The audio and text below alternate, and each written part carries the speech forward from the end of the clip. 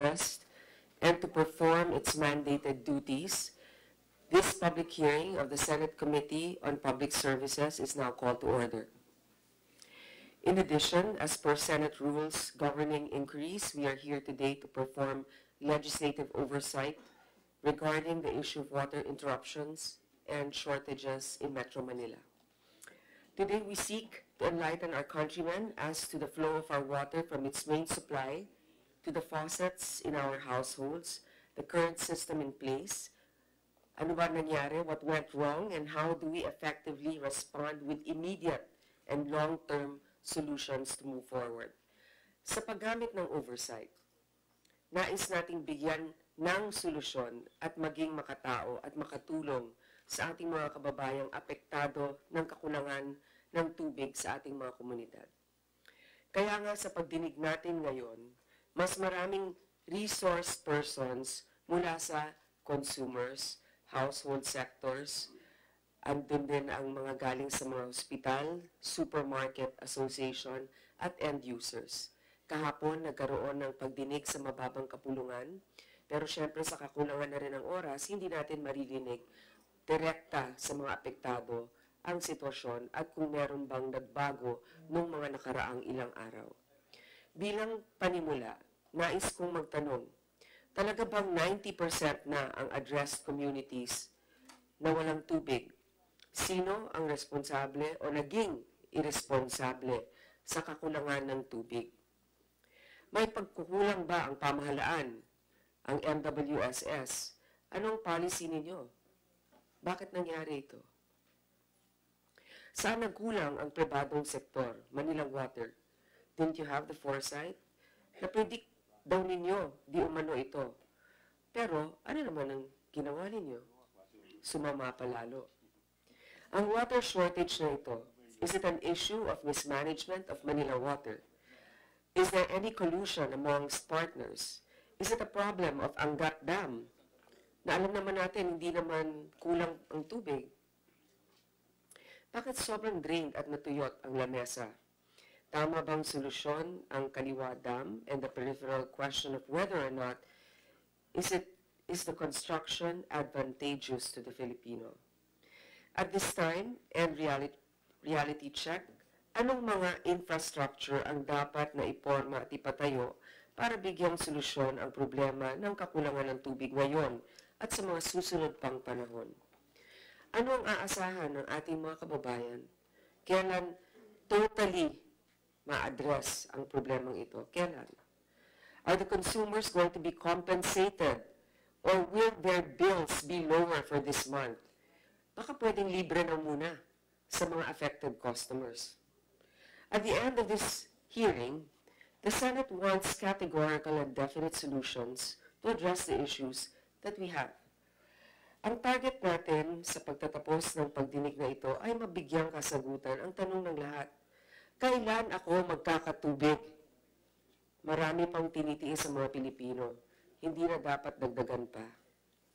The following facts may serve as preliminaries and to help the institution and the public understand the issue at hand. Number one, ang Angat Dam in Norzagaray, Bulacan supplies 96% of Metro Manila's water supply. Angat Dam likewise caters to the irrigation requirements of Pampanga and Bulacan. From Angat Dam, water is drawn through tunnels and aqueducts. Said tunnels and aqueducts can only draw a total of 4 billion liters of water per day. From Angat Dam, water goes to Ipo Dam, also in Norzagaray, Bulacan. From Ipo Dam, water goes to the Lamesa Portal. Dito na po naghihiwalay ang tubig ng Maynilad at Manila Water. The difference between Maynilad and Manila Water starts here. Mula sa Lamesa Portal, diretso na sa treatment plants ng Maynilad sa Lamesa ang tubig nila. On the other hand, pupunta muna sa Lamesa Dam ang tubig na nakalaan sa Manila Water bago pumasok ito sa kanilang treatment plants sa Balara. Mula sa treatment plants ng Maynilad at Manila Water, sa kanila ito papamahagi na sa ating mga customers. We will expect a more detailed technical and comprehensive discussion of the flow of water from Angat Dam to our households. Sa big picture pa lang na iyan ay sigurado kung marami ng katanungan ang lumilitaw sa kaisipan ng ating mga kababayan. Moving on, sa 4 na bilyong litro ng tubig na nakukuha o nailalabas sa Angat Dam sa araw-araw, 2.4 billion na litro or 60% ng kabuuan ang napupunta sa Maynila, habang 1.6 billion naman na litro or 40% ang kabuuan na napupunta sa Manila Water. Ito ang pangalawang pagkakaiba sa pagitan ng Maynilad at Manila Water dahil ito ay nasa concession agreement. Ang Maynilad ang nagbibigay ng tubig sa West Zone ng Metro Manila. Ang Maynilad ay kasalukuyang mayroong 1.4 million na service connections na nagbibigay ng tubig sa tinatayang 9.5 million na katao. Dito napupunta ang share ng Maynilad na 2.4 bilyong litro mula sa Angat Dam. Ang Manila Water naman ang nagbibigay ng tubig sa East Zone ng Metro Manila. Mayroon silang kasalukuyang 990,000 service connections na nagbibigay ng tubig sa tinatayang 6.8 million na mga tao. Dito naman napupunta ang share ng Manila Water na 1.6 bilyong litro mula sa Angat Dam. Ayon sa mga narinig natin sa balita, mayroong lumalabas na 3 pangunahing dahilan kung bakit may kakulangan sa tubig. Una, ang kasalukuyang demand na dala ng 990,000 service connections ng Metro Manila ay tinatayang 1.74 bilyong litro ng tubig kada araw, ngunit 1.6 billion lang ang nasusupply. Kulang ng humigit 140 milyong litro ng tubig kung aasa lamang ang Manila Water sa Angat Dam. Sa madaling salita, upang matugunan ang kakulangang nakakaasa rin ang Manila Water sa sariling tubig ng Lamesa Dam. Pangalawa, ang tubig sa Lamesa Dam, kung saan din muna napupunta ang share ng Manila Water ng 1.6 billion na litro na tubig galing sa Angat, ay mababa na. Ayon sa Pag-asa, nasa critically low level ang tubig na 68.85 meters na lamang ito noong nakaraang March 5 kumpara sa 80 meters na normal high water level. Lowest water level daw ito in the past 12 years. Pangatlo, last March 4, Manila Water made an announcement that it would implement operational adjustments due to the rapid decline of water level at the Lamesa Dam, especially so that Pag-asa issued an El Nino advisory. Ayon sa Manila Water, napag-alaman nilang ang kanilang announcement noong March 4 ay nagdala ng pag-alala sa kanilang mga sineserbisyo na bigla namang nag-imbak ng tubig around the clock. Hindi nila na-anticipate ang ganitong biglaan paggamit o pag-imbak ng tubig ng mga customers. Bakit kaya? Kung ako, mag-imbak rin ako pag may water warning. Sa lahat ng impormasyon na ito, itong pinaka-importante at pinakamabilis na dapat tugunan at itong main objective ng committee. This water shortage should be solved at all costs. At hindi tayo titigil ngayong araw na walang solusyon ng problemang ito. The Senate wants a bayanihan, an urgent bayanihan, a united effort of all stakeholders engaged in water management to solve the situation we are in. Because the problem is primordial and because the people should be served as it is basic public service. With that, the Chair would like to acknowledge the presence, first, of our Senate President, Senator Tito Soto. Thank you, sir, for your presence today, who, by the way, suggested that we call this hearing today. We also have the Senate Minority Leader, Senator Franklin Drilon, our colleague from the minority, Senator Risa Hontiveros, and also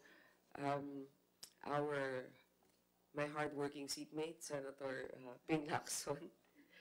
And I would also like to request Senator Win Gatchalian is also present here today. Thank you. Thank you to my colleagues for your presence here today. I would like to request the members that we have here, the resource persons, to please introduce yourself, your designations, and your office. Let's begin with Attorney T. Good morning, Madam Chairman. I'm Attorney Patrick T. from the MWSS Regulatory Office. I am the Chief Regulator. I'm Yusek Roberto Bernardo, DPWH. Good morning, Mr. Chairman. Madam Chairman, Severo David Jr. from the Executive Director of the National Water Resources Board. Ma'am Randy Estrellado from Maynilad. Good morning, Madam Chair. I'm Engineer Danilo Basilio, the Acting Deputy Administrator of the Local Water Users Administration. Good morning, Chairman. I'm Generoso Dungo, the Assistant General Manager of the Laguna Lake Development Authority.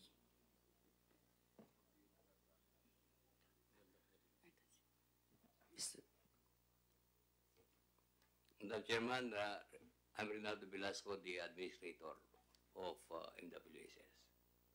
Madam Chairman, I'm Ferdinand de la Cruz, President of Manila Water.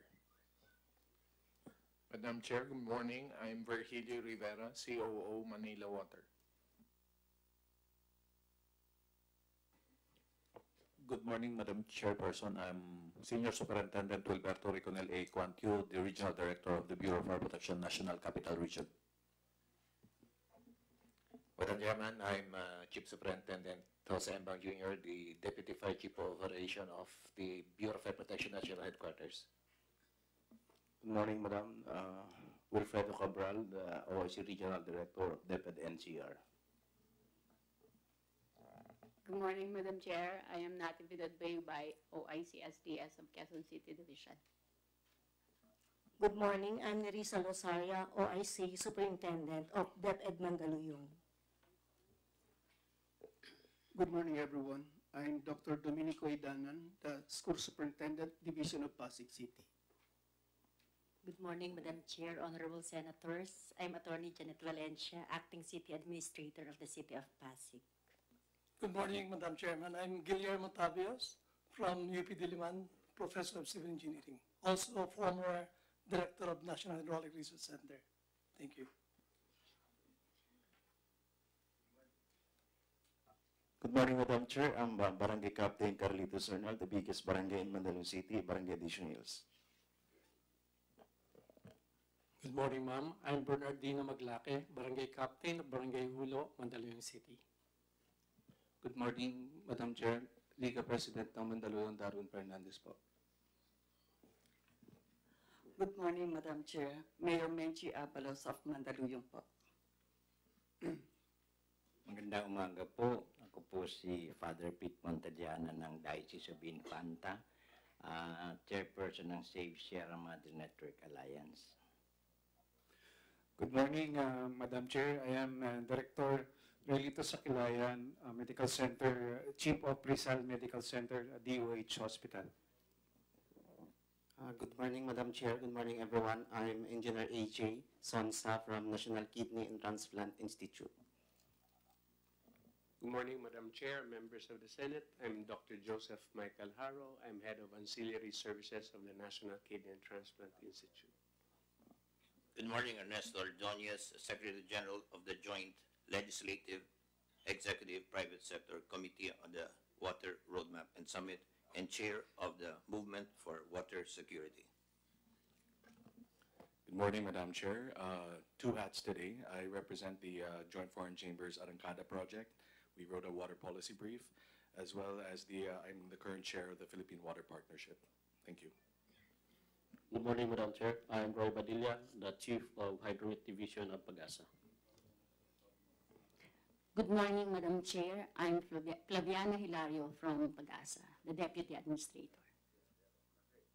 Nagpakilala na lahat. Siguro let me request the Secretariat to please administer the oath before we begin, maybe with the opening statements of some of our senators present. Please stand. Please raise your right hand. Do you swear to tell the truth, the whole truth, and nothing but the truth in this proceeding? Yes.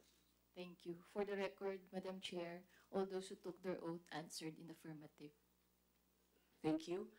This is going to be the flow of our hearing. Maybe I will request some of my colleagues here if they have any opening statements. And then, since the House tackled certain policy issues, technical issues yesterday, we will begin first with the maybe shared experience by our consumers and users, what they've gone through, and if there's any improvement during the past days since this crisis started.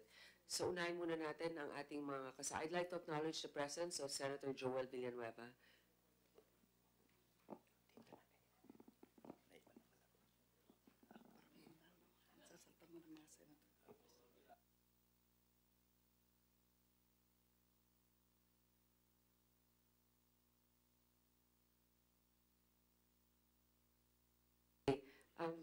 Would anybody want to? Okay.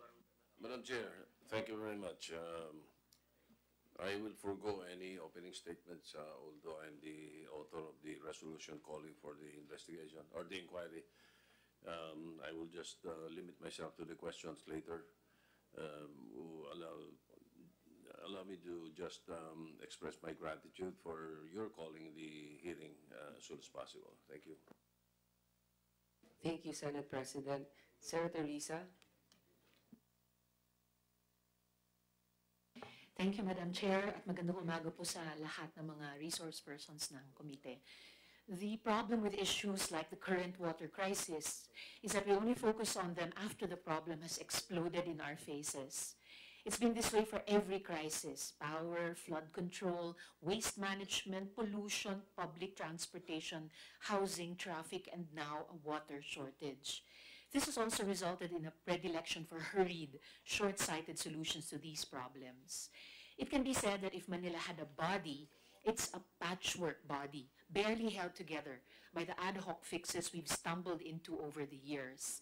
If we don't adopt a more comprehensive and integrated framework to maintain vital systems we've neglected for so long, we face a growing risk of a general collapse that will leave the city wallowing in our own filth. We've known for a long time that unless additional sources of water are made available, the demand for water in Metro Manila will eventually outstrip the supply. As recently as late last year, Manila Water was warning the MWSS of an impending water shortage. But instead of taking immediate action, we let the problem explode in our faces yet again. And this leaves us yet again in the unenviable position of trying to quell public anger and frustration with yet another quick fix. So, if we get to make it through this water crisis, we really should give some serious thought to addressing our city's long-term problems. The problems we put a band-aid on every time things go really wrong. The problems we hope will go away on their own. Manila is our capital. Why then can't Manila be a showcase for the best of the Philippines instead of the worst? Yes, Manila is the most developed urban area in the country, but if it becomes the template for how all our other urban areas develop, then I'm afraid we're in real trouble. If we can't even fix Manila's problems, I don't see how we can effectively address those affecting the rest of the country. But this hearing shouldn't be just about fixing problems. It should also be about accountability. On this point, it was refreshing to hear the surprisingly candid apology by Manila Water's President and CEO, Mr. Ferdinand de la Cruz, during yesterday's hearing. Pero okay na ba tayo sa sorry lang, Madam Chair? Pag na-late nga tayo sa pagbayad ng tubig, di ba, puputulan tayo ng serbisyo kahit mag-sorry tayo ng 1,000 beses sa Manila Water o sa Maynilad. Sa crisis na ito, lagpas 1 milyong tahanan ang nawala ng tubig. Baka sa Mayo pa daw magiging regular uli ang supply. Ilang buwan bang mapeperwisyo ang Pilipino dahil sa kawalan ng tubig? Ang kawalan na ito ay may economic impact. Hindi lang sa mga maliliit na negosyo, pero para din sa mga tahanang na pilitang bumili ng galon at balde at nagsayang ng oras at pagod para pumila sa tubig. Apektado din ang kalusugan. Paano yung mga pasyenteng kailangan ng dialysis? At salamat po ng Madam Chair, nandito ang NKTI. Paano yung mga kailangang magpa-opera? Paano yung mga anak? paano mo lilinisin ang mga ospital at klinik at salamat andito ang DOH kung walang tubig? Kaya, Madam Chair, hindi tayo dapat talaga makontento sa sorry lamang. Dapat may managot. Salamat po, Madam Chair. Maraming salamat, Senator Risa. Meron pa ba? Senator Drilon? Okay. So, umpisahan na natin ang ating pagdinig ngayon na marinig yung ating mga bisita. Unahin ko na siguro muna yung sitwasyon sa Mandaluyong kasi sila talaga yung malakas ang hagupit nitong naging problema na ito. Maaari bang marinig natin ang saysay ni Mayor Abalos? Magandang umaga po, ma'am. Magandang umaga po sa ating lahat, to the honorable senators and members of Senate Inquiry on Water Shortage, water crisis in Metro Manila and other parts of the country, stakeholders and guests, pleasant day to all of us. Thank you very much, Senator Grace, for inviting and for the opportunity to allow us to share our challenging experience during the onset of crisis. To begin with, nakaligo na po ako. Sa totoo lang po. Kasi ang hirap, pero tabo-tabo pa rin po. Hindi na muna pinagagana yung shower. Kaya lang nakatali yung buhok ko kasi po oily na dahil sa tagal po ng tubig. Ang lungsod ng Mandaluyong ay ikalawa sa pinakamaliit na lungsod naman sa Kamaynilaan. We have 27 barangay and an estimated population of 328,000. Our water system in the city is being catered by Manila Water since we belong at the east zone of part of Metro Manila. The erratic situation on the water shortage in Mandaluyong started last March 7, and with 3 barangay reportedly had low pressure and no water service during peak hour. And yes, Manila Water has issued an advisory, pero mas nauna pang nawala po yung tubig kesa sa advisory po ng water interruption. The next succeeding days went more problematic due to the increase in numbers of barangay with no water service or water supply at all. Up to this date, hindi pa rin normal ang serbisyo ng tubig sa aming lungsod. Mayroon pa pong 3 barangay ang walang tubig. Addition Hills, San Jose Sitio 4, and Barangka Drive. That entails losses of man-hours and productivity of individuals and businesses. Bilang punong lungsod, lubhang nakakabahala at personal akong nakaalarma sa sitwasyong ito, lalo na't mabilis ang mga pangyayari at hindi na paghandaan ng karamihan nating mga kababayan ang krisis na ito. Nakapaghanda man, hindi sapat at hindi tatagal ng ilang araw ang mga tubig na naipon at naitabi dulot ng kakulangan ng supply ng tubig mula sa Manila Water. At the height of this crisis, minabuti namin maging kalmado kahit kinakabahan at maging mas disiplinado kahit problemado na ang karamihan sa aming mga kababayan.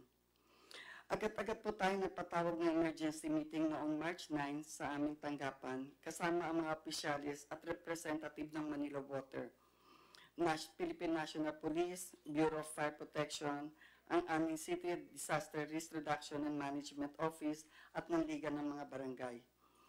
Tinalakay dito ang krisis na mararanasan at kung ano ang dapat gawin upang pansamantalang maibsan ang kakulangan ng supply ng tubig. Kasama na rin ang ilang pang-importanting hagbangin na magagawa ng pamahalang lungsod. Sa ilang ulit na pakikipagtulungan at konsultasyon na isinagawa, nanatiling tikom ang mga bibig ng mga taga Manila Water upang makapagbigay ng konkretong sagot kung ano ang dahilan, bakit nawalan, at kung kailan ulit magiging normal ang serbisyo ng Manila Water at ang supply ng tubig. Noong araw din yon, isinaayos at pinatupad agad ang sistema ng pagrarasyon ng tubig ng mga apektadong barangay sa Mandaluyong.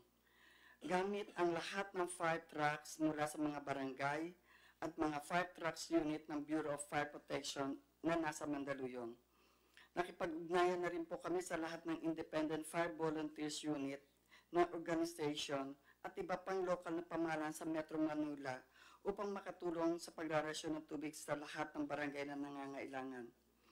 Noong March 11, 2019, isa na namang emergency meeting ang aming isinagawa kasama ang buong opisyalis at tagapamahalan ng lungsod, lahat ng miyembro ng sangguniang panlunsod, kasapi ng mga liga, barangay, tauhan ng Manila Water, upang pag-itingin pa ang aming nararapat ng mga kakailanganin, panghakbangin upang tugunan ang krisis at mga makabalangkas pa ang posibleng aksyon at makakatulong sa aming mga mamamayan. Kasabay nito, daglian tayong nagpatupad ng mga kautusan at direktiba sa pagtitipid at matalinong paggamit ng tubig sa kabila ng peligrosong supply nito at habang nararanasan ang krisis ng mga panahong ito. We directed our business permit and license department na strictly monitor prices of commercial bottled water, including prices of plastic container and drums in all markets and store in the city to ensure that no one will take advantage of this situation. Pinakiusapan namin ang mga may-ari ng car wash at laundry shops ng lungsod na gumamit muna ng balde system sa kanilang operasyon at patuloy na magtipid ng paggamit ng tubig sa panahon ng krisis.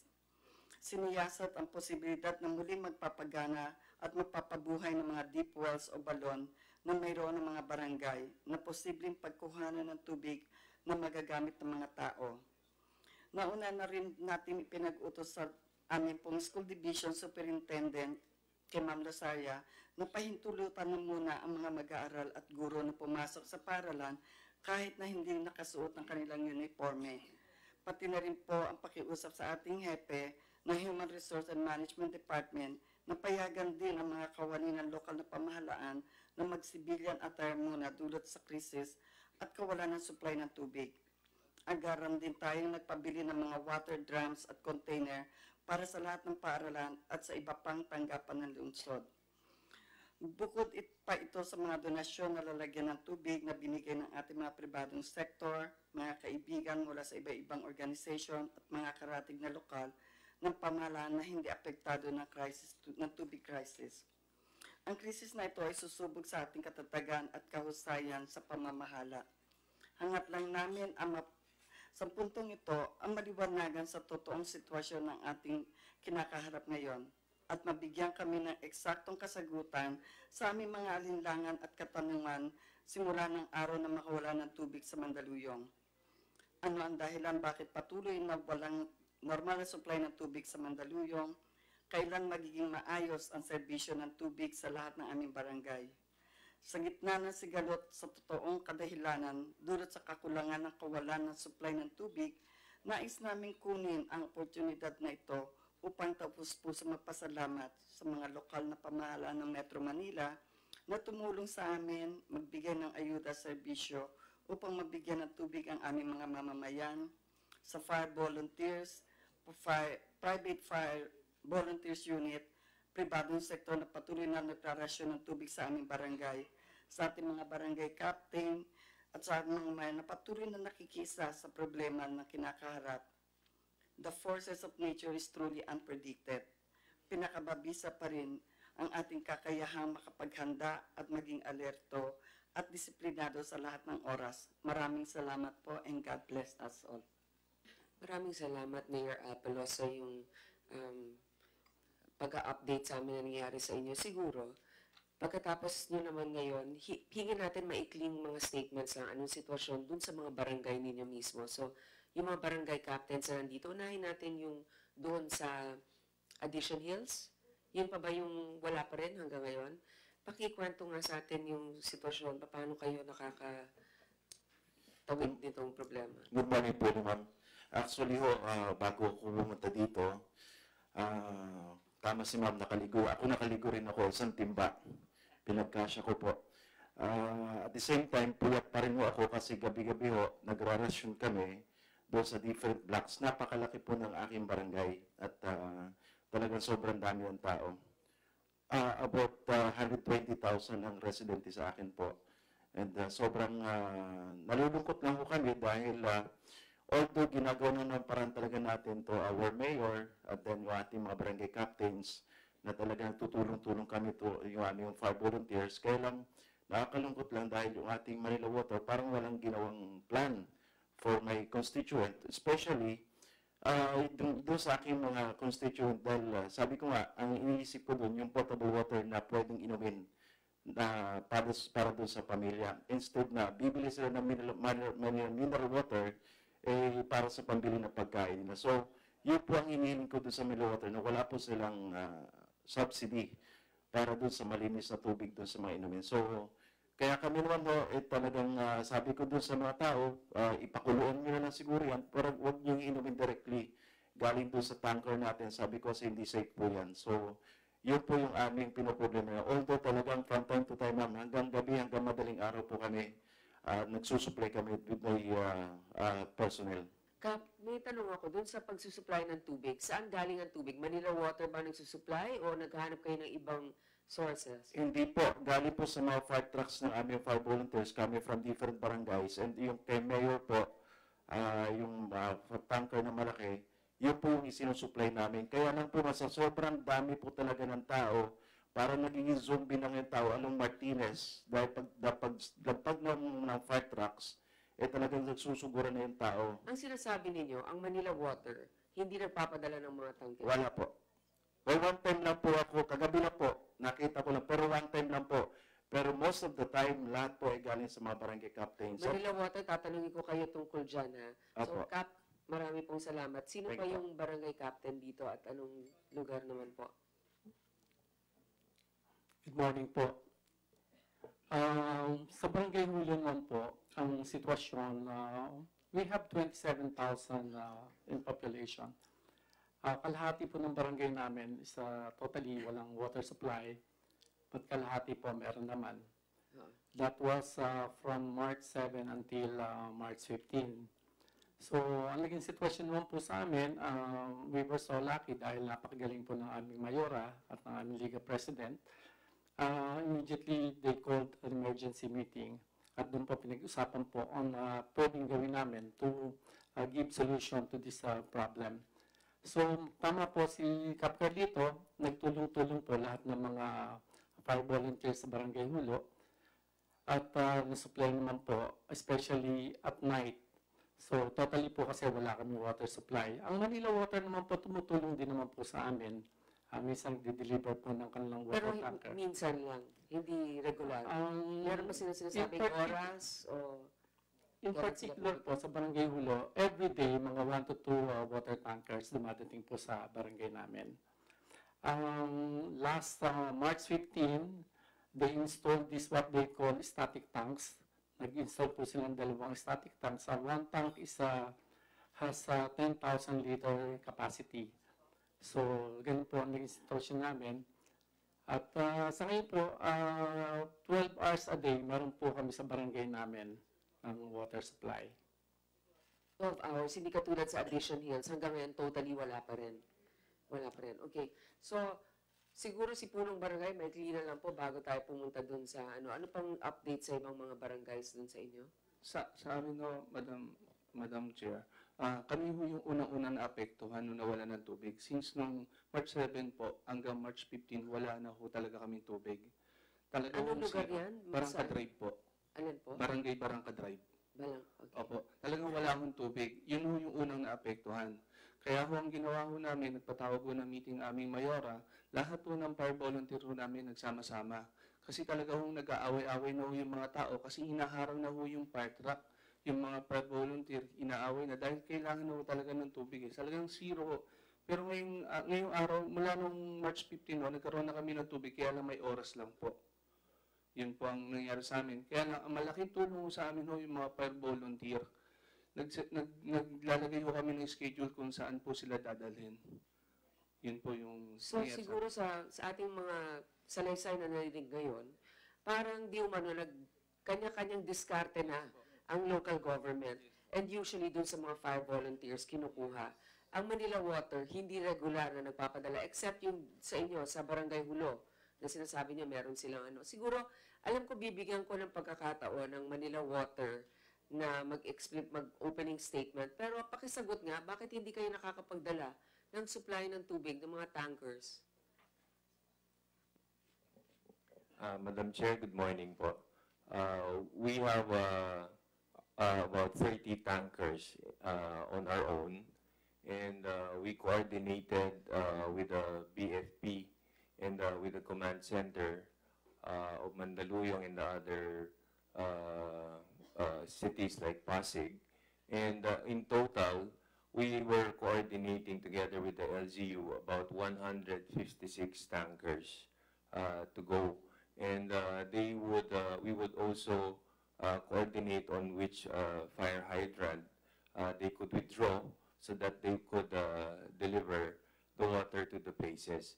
So, pero may mga araw po na kulang talaga ang paghahatid ng water tanker, especially during the first few days. Totoo po, ang Mandaluyong po ang hardest hit in this shortage because of the elevation, and they also rely on the reservoir, which was the one that was depleted, and they're at the high elevation, kaya sila po yung tinamaan, lalong-lalo po nung unang araw, at meron pa pong mga barangay, I think about 3 barangays, if I'm not mistaken, totally wala. What we have done over the weekend, and we use Hulo as an example, is to create a temporary network solution. So yung simula po talaga yung mga unang araw, talaga pong masama ang picture dun sa barangay sa Mandaluyong, and we would like to thank the coordination of the LGU and the BFP during those difficult times, so that we could point them to which fire hydrant would have water so that they could deliver it to their constituents. Mr. De La Cruz, is there something that you can do to help Barangay Addition Hills the same way that you've established some sort of a quick fix in Hulo? Madam Chair, that's already in process. We have 27 temporary network solution. Yung ginawa po namin sa Barangay Hulo, we created a pipe from a fire hydrant leading to the tank. Kaya nga, magagawa po ninyo yan sa Addition Hills. Opo, Madam Sige, Chair. pakiano lang gawing priority kasi yung mga iba na may tubig for 12 hours, at least nakakaipon sila doon. So yung mga wala, siguro yun ang unahin nyo doon sa mga temporary network solutions po ninyo. Before we ask you to do the presentation, maybe I would like to ask ito kasi importante ito, katulad ng sinabi ni Senator Risa yung iisipin mo talaga yung sa hospital Paano na ngayon? Kasi sabihin na natin, basic yung tubig na pinaiinom, pero yung paglilinis ng ospital, akalain mo yun. Baka mas lalo magkalat yung kung ano nung nakakahawang sakit pag hindi natin nalilinis. Pwede ba tayong humingi ng update? Ano ang ginagawa ninyo ngayon sa sitwasyon? Kung may tumutulong ba sa mga hospital natin, public hospital, sir? Kayo po. Magandang umaga po, Madam Chair. Kami po sa aming hospital sa Rizal Medical Center, ito po ay isang, when the onset po of the water interruption started, kami po yung unang-unang hospital na nakaranas na wala ng tubig. No? It started March 7 evening, that was a Thursday, and tuloy-tuloy po yun hanggang, I think, Thursday din ang the same week. But prior to that po, Madam Chair, dahil nga po wala kaming tubig, I felt that I cannot solve it alone. That's why I asked for the help of our Honorable Secretary Duque to intercede because during that time, hindi po kami makukonek sa Manila Water because Saturday, Sunday. And maganda po si Secretary Duque responded. He called Senator Gordon, the PRC, Philippine Red Cross, at sila po yung unang-una ding tumulong sa amin para magbigay po ng tubig plus the portalet. Yung pong Bureau of Fire Protection is also serving us water, but this is not enough. And as Medical Center Chief, I need to do something. Makipag-coordinate po ako sa mga karatig city like Pasig and Taguig to give us also supply of water. Kung you have a tank, may tangke ba kayo, overhead tanks? Meron po kaming cistern, no? Ito po yung dito namin sa ilalim. Deposit po sa ilalim. And then we have 2 water pumps that pump it to our Pero overhead tanks. kulang po yun. Kulang po to. So ngayon, yung mga pasyente ninyo, pagbukas nila ng tubig, ng gripo, wala. Noong pong mga first few days, kasi you're worried about the hygiene and sanitations, tama po kayo. Kasi during that time, Madam Chair, we have to start limiting our admission. Yung pong aming mga emergency cases, we try to do some networking doon po sa mga facilities na meron. Yung pong mga nanganganak namin, pinabibili po namin ng bottled water because they needed to clean the baby after delivery. So yung pong, ang problema po is medyo because of water shortage, yung pong aming mga restrooms, no? Because during the time, we had 418 patients, Madam Chair, and imagine, all of them will be using the restrooms, so we can foresee po talagang it's a big problem. Malaking tulong po yung si Senator Gordon send us some supply of waters. And then, yung pong Manila Water, in fairness to them, they also sending, but this is not enough. Tama po si Mr. De La Cruz. During the first few days, ito po yung wala talaga kaming tubig. We're now relying on yung pong mga sinusupply sa amin ng mga partners. Nagsimula lang po ito kasi nagkaroon po ng press con no? Then all the medias were there. Si Secretary Duque was there, and I think one of their representatives, si Mrs. Linda Quines, was there. And during that time, ito po yung nagkaroon sila ng assurance that they will give us a supply of water. Yun po yung nangyari. Ngayon ba may tubig na kayo? At least we're so ilang happy po oras? na meron na po kami starting last, anong araw na pa ngayon? Noong pong, I think, Friday last week, nagsimula na po. But they started it with a very low pressure. Hindi po siya makarating doon sa aming mga higher floors.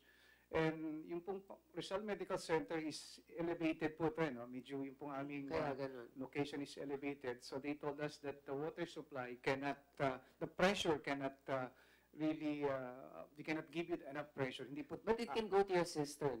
And then, then your pumps can make it go to the upper floors. Opo. Tama po yan, Madam Chair. Thank you. Maybe we should hear Madam Chair? Yes. Senator, go ahead. Thank you, Madam Chair. Just a follow-up question. Salamat na nandito yung Rizal Medical Center. May estimate po ba kayo or yung buong Department of Health, ano yung cost to hospital operations nitong water interruption so far? And then salamat din, Madam Chair, na nandito nga yung NKTI. Also particularly in terms of dialysis, ano po yung naging cost sa operations ninyo ng dialysis para sa mga pasyente? So in general muna po sa health, in general, per DOH, tapos yun sa NKTI, sa dialysis po. Magandang umaga po, Senator Risa Antiveros. Sa amin po, personally, ang cost po is, we have to procure po yung unang-una yung mga containers, because we need it. I think we spent something like 100,000 for the emergency procurement. And we also bought a lot of bottled water po, kasi kailangan namin po yun sa unang first few days, And then we Paano po gastos nyo sa bottled water? During the time po, naka 50,000 kami, Senator. And then, we have to po, yung pump namin hindi siya kaya, so we have to procure an upgraded pump so that it can siphon po yung tubig from the cistern to our overhead tanks. Magkano po yung upgraded pump na yun? Nagkaroon po, mga 260,000 po ito, Madam Chair. And then, yung pong aming mga, what you call this, sa nila po, meron po akong mga cost na dito. Yung pong, we have to stop the operations, and there are also opportunity costs, but siguro po ay hindi ko na yun masyadong mag-focus po ako doon. So, ang pong talagang cost namin is yung pong, we have also to give something po doon sa mga fire trucks kasi yung pong fire trucks nila, kailangan po yung pumping ng mga crudo. So, that's why we procure para po matumulong kasi ando na po yung tubig. Hindi naman nila ma-pump out. So, we have to procure po yung mga gasoline and also yung crude. So, ito po yung mga natatandaan ko ng mga cost na medyo naging challenging times po namin during the time. And right now po, we're still in that mode that we are ready for any eventualities. Yun po, Madam. Salamat po, sir. Madam Chair, very instructive po ito. This is just one of the DOH hospitals operating sa NCR na naaapektuhan itong ongoing water situation. 100,000 for containers, 50,000 for bottled water, 260,000 for an upgraded pump. At least po, it starts to give us a picture kung ano yung added costs na binabalikat ng health system sa ganitong sitwasyon. Ngayon pa na kasasabatas lang ng universal healthcare law. So this, I think, Madam Chair, this will help later for some of our follow-up questions on ano yung compensation na posibleng maibigay sa mga customers, including our hospitals. Just the final follow-up for now, kung may estimate bang NKTI, ano yung cost sa hospital or particularly dialysis operations ninyo? Okay, thank you so much, Senator Antiveros and Madam Chairman. I speak for National Kidney and Transplant Institute and all the other specialty centers along the same area at Quezon City. For the record, the letter we received from MWSS was received March 11, notifying us of the incoming rationing of water in the succeeding days. Unfortunately, a mere 12-hour or 18-hour window will not prepare a large facility, especially the likes of Kidney Institute, where dialysis is a primary function of the center. It happened on a Tuesday, March 12, at 3 p.m. We virtually had no water. So that even with Kidney Institute's anticipated need for its dialysis, our cisterns were down immediately to 30% and went down to 20%. Kidney Institute cisterns could only accommodate 700 cubic meters. Cistern A and Cistern B will give us about 350 cubic meters each, with usable water at 250 because of the sludge level at 1 meter. If you compute for the demands of Kidney Institute, our operational needs to run the center will be around 2,000 to 2,200 cubic meters per day at peak operations. This is, of course, providing for basic utilities and ancillary provision for the hospital. As in any medical center, cleanliness, hygiene is paramount to the healthcare delivery systems. Operating rooms, we have 20 operating rooms, and we have scrubbing of all surgeons and nurses. We cannot stop surgeries. Dialysis alone at Kidney Institute, on average, will hit 244 dialysis sessions per day with 65 to 70 machines running 24/7. And for the record, please understand, each dialysis session consumes 500 liters of water, of raw water that we have to process through reverse osmosis. And the product, the end product, the sterile water utilized for dialysis will constitute only 30 to 40% of that raw water. What happens to the 60 to 70? We recycle it.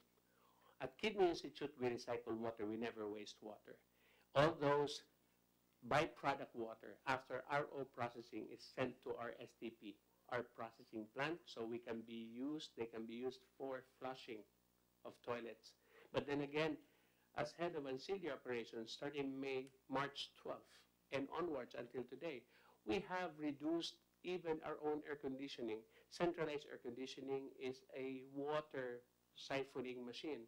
You need cooling towers to have effective air conditioning. And cooling towers consume about 750 cubic meters per day, if you come to think about it.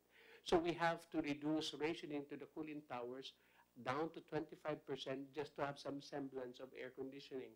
So that if you went to Kidney Institute on a Tuesday until Friday last week, it was really warm.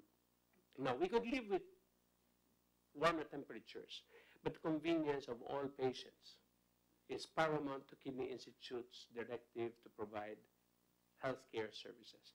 Now, also for the record, may I inform the Senate that we did not refuse patients. We continued at full operational capacity. However, new patients who were new patients, being an end referral center, who came to Kidney Institute for help, for dialysis, were given, of course, the PD first policy, that we can do peritoneal dialysis in lieu of the preference of most patients to do hemodialysis relative to the shortage of water. Peritoneal dialysis is as effective as hemodialysis and is fully supported by PhilHealth. So we shifted a lot of new patients to peritoneal dialysis effectively. Sir, But, sa ngayon yes. po, may tubig ba kayo? Yes. Meron We na. are very thankful, Madam Senators, sirs, that when we had no water on March 12 and we had to operate our own pump, we have a very old pump at Kidney, deep well pump. As the ordinance in Quezon City, it wouldn't be allowed anymore. This pump was in place more than 15 years ago. Lo and behold, the pump still works. And we were able to draw 384 cubic meters of water per day. This is a deep pump. This is at 700 feet down to the bedrock. And it was able to augment our needs. We were instructed by no less than the Secretary of Health, Secretary Duque, to be at operational level with 750 cubic meters. That means we will have to forego all other needs of the hospital, including cleaning and maybe tabo-tabo cleaning style. Prioritize only those that are essentials. We were able to.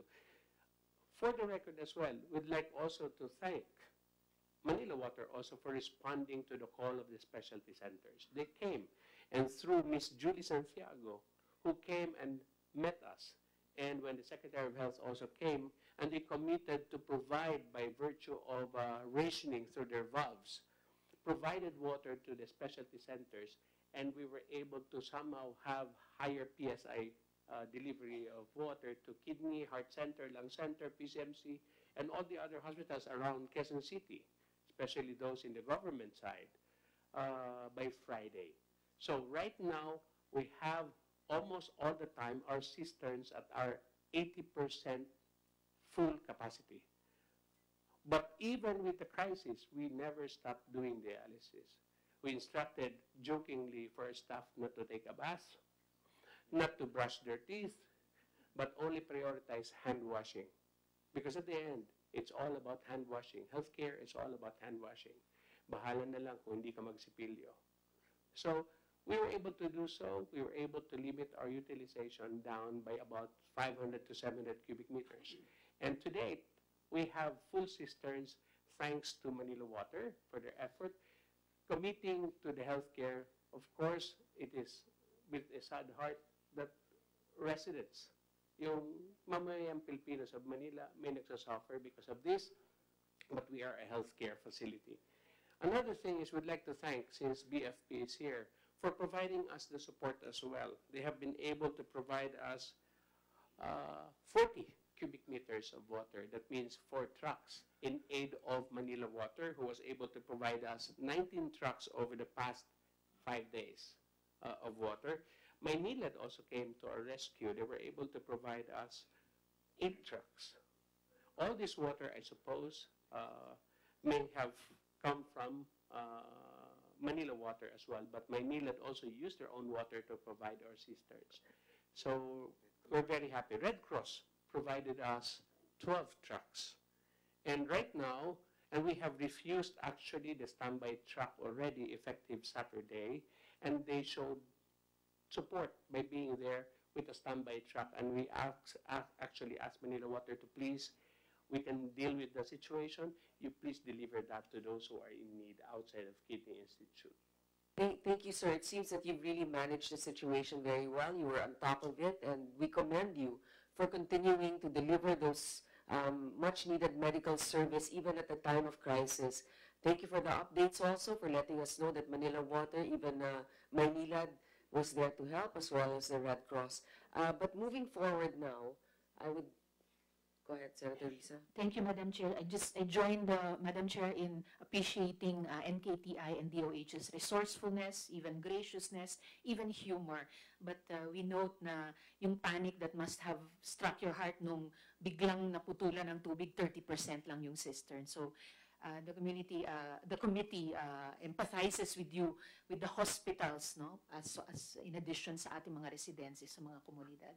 Salamat, Madam Chair. Thank you. I think we should keep our answers brief so that we can proceed with other topics and more resource persons will be able to be given a chance. But right now, let us go. I would like to hear the presentation of Manila Water. I was told that you do have a presentation, right?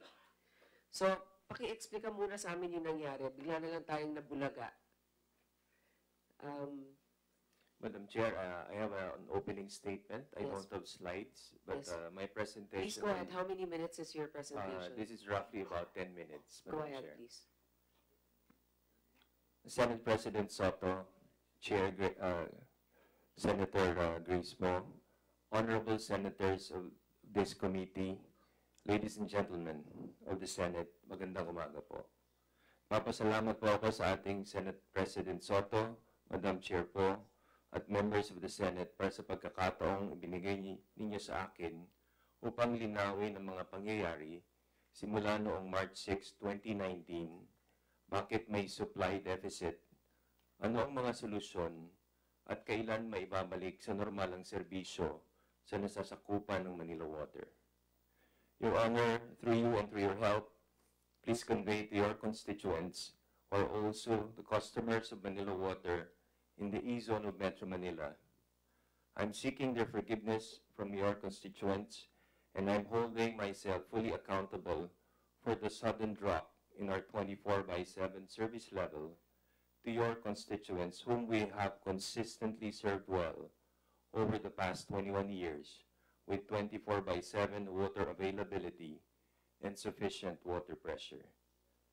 Naunawaan ko rin po ang galit ng inyong constituents sa amin at sa aming paglalathala ng mga anunsyo ng water service interruption na hindi tumutugma sa aktual nilang karanasan, lalo na po sa mga matataas na lugar at bandang dulo ng barangay. Your Honor, with your permission, this is what happened last March 6, 2019. On March 6, the Lamesa Reserve breached the critical level of 69 meters, which prevented us from getting 150 million liters per day from the Lamesa Reserve, as the level of water went below the lowest opening it could flow into to reach our water treatment plants in Balara. This additional 150 million liters per day is important to augment the 1,600 million liters per day contractual allocation we get from the Angat system.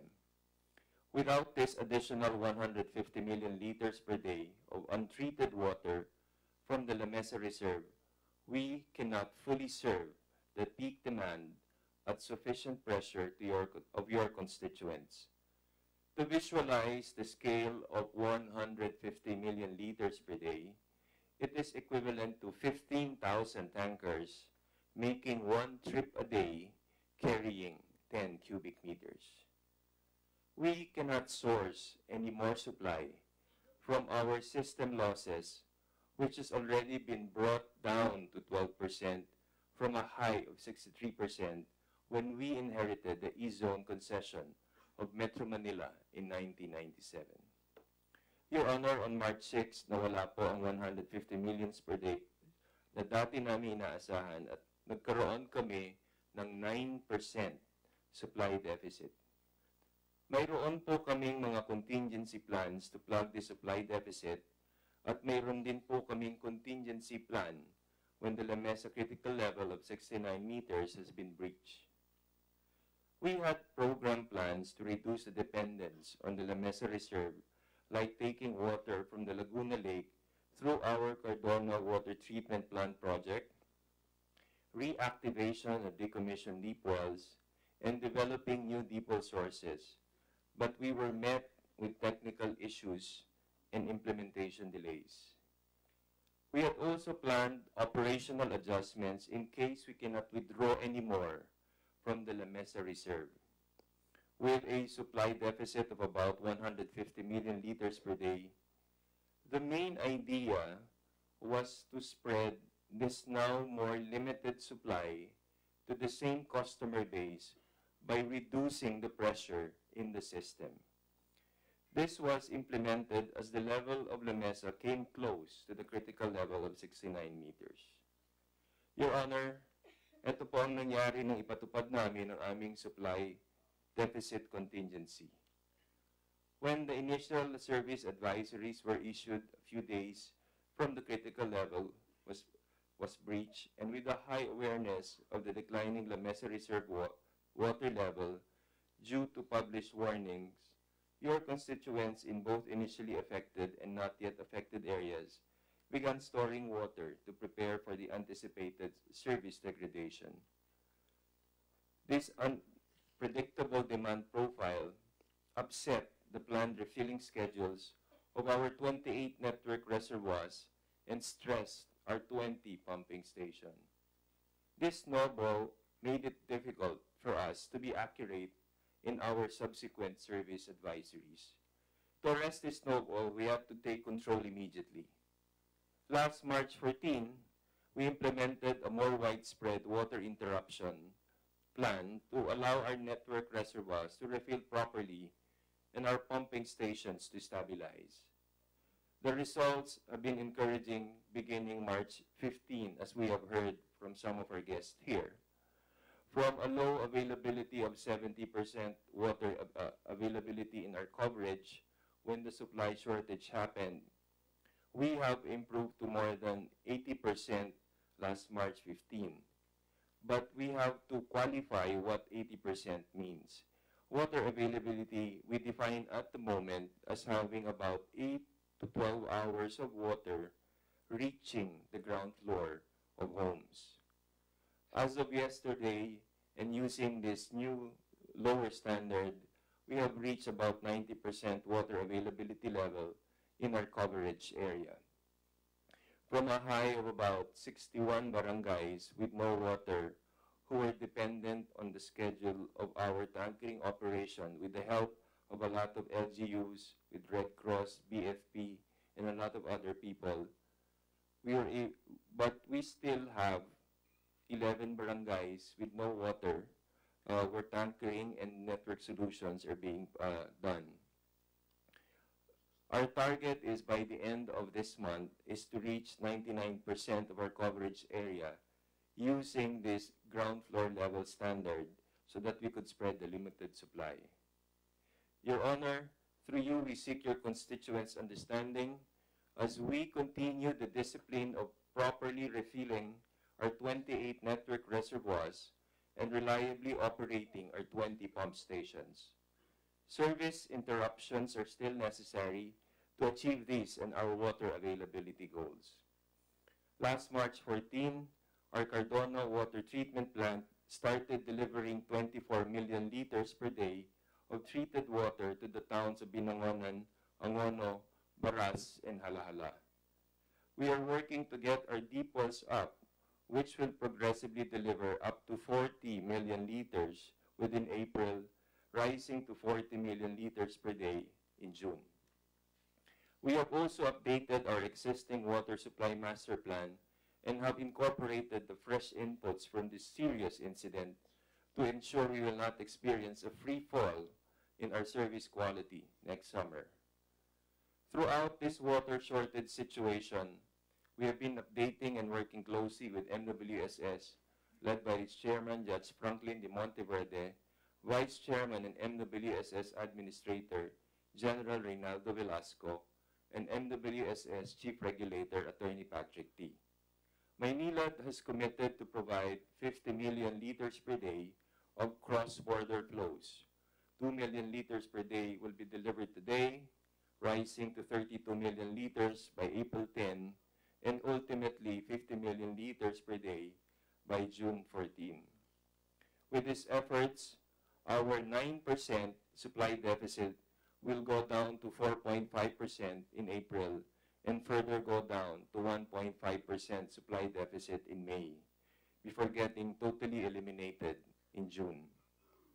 Madam Chair, Your Honor, we would like to inform you that we express our deep gratitude to President Rodrigo Roa Duterte for his clear instructions to give top priority for the use of water coming from Angat this summer to serve the needs of your constituents. Your Honor, gusto ko pong pasalamatan lahat ng kayong lahat kasama ang napakarami nagmamalasakit at dumadamay sa inyong constituents habang ang aming concession ay nasa supply deficit situation. Nagpapasalamat din po ako sa mga cabinet secretaries, national agency heads, congressmen, governors and mayors, councilors, barangay leaders, our kasanggas, at volunteers sa mabilis at walang humpay na pag-ayuda sa inyong mga constituents. Your Honor, bagamat mababawasan ang supply deficit sa mga susunod na linggo at buwan, may kakulangan pa rin po sa buong summer at dahil dito, manunumbalik lamang ang dating mataas na antas ng aming serbisyo sa katapusan ng summer. As President of Manila Water, I have already given instructions to my team to explore ways to provide some relief in the water bills of your affected constituents during the periods of service interruption. We will discuss this with our regulators and we will update this committee on the progress of this initiative.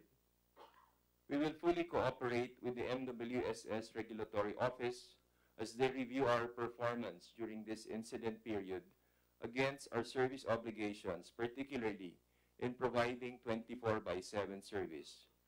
This process is clearly spelled out in Section 10.4 of the Concession Agreement. Madam Chair, as concessionaire of MWSS, with a mandate of treating and distributing water to your constituents, we also appeal to all concerned to firm up the development of new water sources so we, as concessionaires, will have enough raw water supply we can treat and distribute to your constituents. Some quarters may say that we may have been remiss in the past weeks, but we have not been remiss in jumping up and down to advocate for new water sources for many, many years. In 2012, we submitted a business plan to the previous MWSS administration, which carried many proposals for new water sources. As we all know, we were locked into arbitration, and the approved business plan only came out in May of 2015. There has been a lot of relationship between crisis and Manila Water. Manila Water was born 21 years ago because of a water crisis. Let the Manila water crisis today be the catalyst for all of us to stop blaming each other and for once work together for a really serious effort on an implementable 50-year water security master plan for Metro Manila. Madam Chair, if my resignation today will not only erase our supply deficit, but also result to a united front to urgently build new water sources, then I would be extremely happy to resign at this moment. Thank you very much, Madam Chair. I would like to hear now the presentation. Before we begin the questions of the senators, I was requested to maybe hear MWSS first, with if you have an opening statement or a statement before we start fielding questions to both these groups. Madam Chair, we're supposed to give a presentation, but most of our presentation were covered by your opening statement. So may I just start with what really happened in terms of what MWs know about it. As mentioned by Manila Water, they were supposed to have the Cardona treatment plant to be opened good for 100 million liters per day in December of 2018. Unfortunately, not their fault, but because of they claim it was a technical problem, the 100 million liters per day was not delivered. As mentioned, the main source of their water is still the 1,600 million liters per day coming from Angat. The Lamesa Dam is just supposed to be their reserve. So if you imagine the 100 million liters per day that was not delivered from January to that fateful March 6, they were able to consume, and that probably contributed to the low level of Lamesa Dam because that's the reserve. Unfortunately, they have to do the reserve because they have no more source of water. The Cardona plant did not give the desired output in December of 2018. So what did we do? I said there is a problem, therefore we just have to solve the problem. The problem is actually the 200 million liters per day that was lacking to bring them back to operation. And so last 11 January, I met the two concessionaires because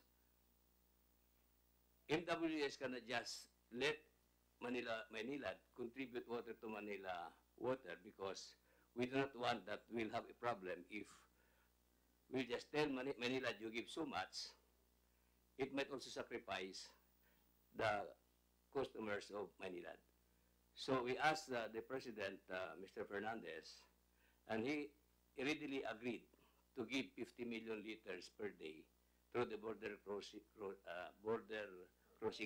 points, which was actually if you'll notice, there's the east and the west, and on the border, there are some border points there that they can draw water. So that was immediately given to them, to Manila Water, in connection with Manila, to make sure that they will be able to operationalize this. In addition, we have told them to fast-track the operation of their Cardona plant because at that time it was undergoing testing for operation.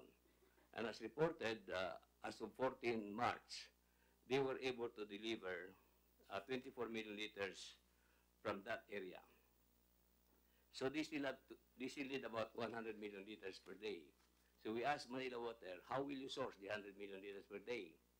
And so they said they have existing wells that with the clearance of NWRB, and we would like to thank Executive Director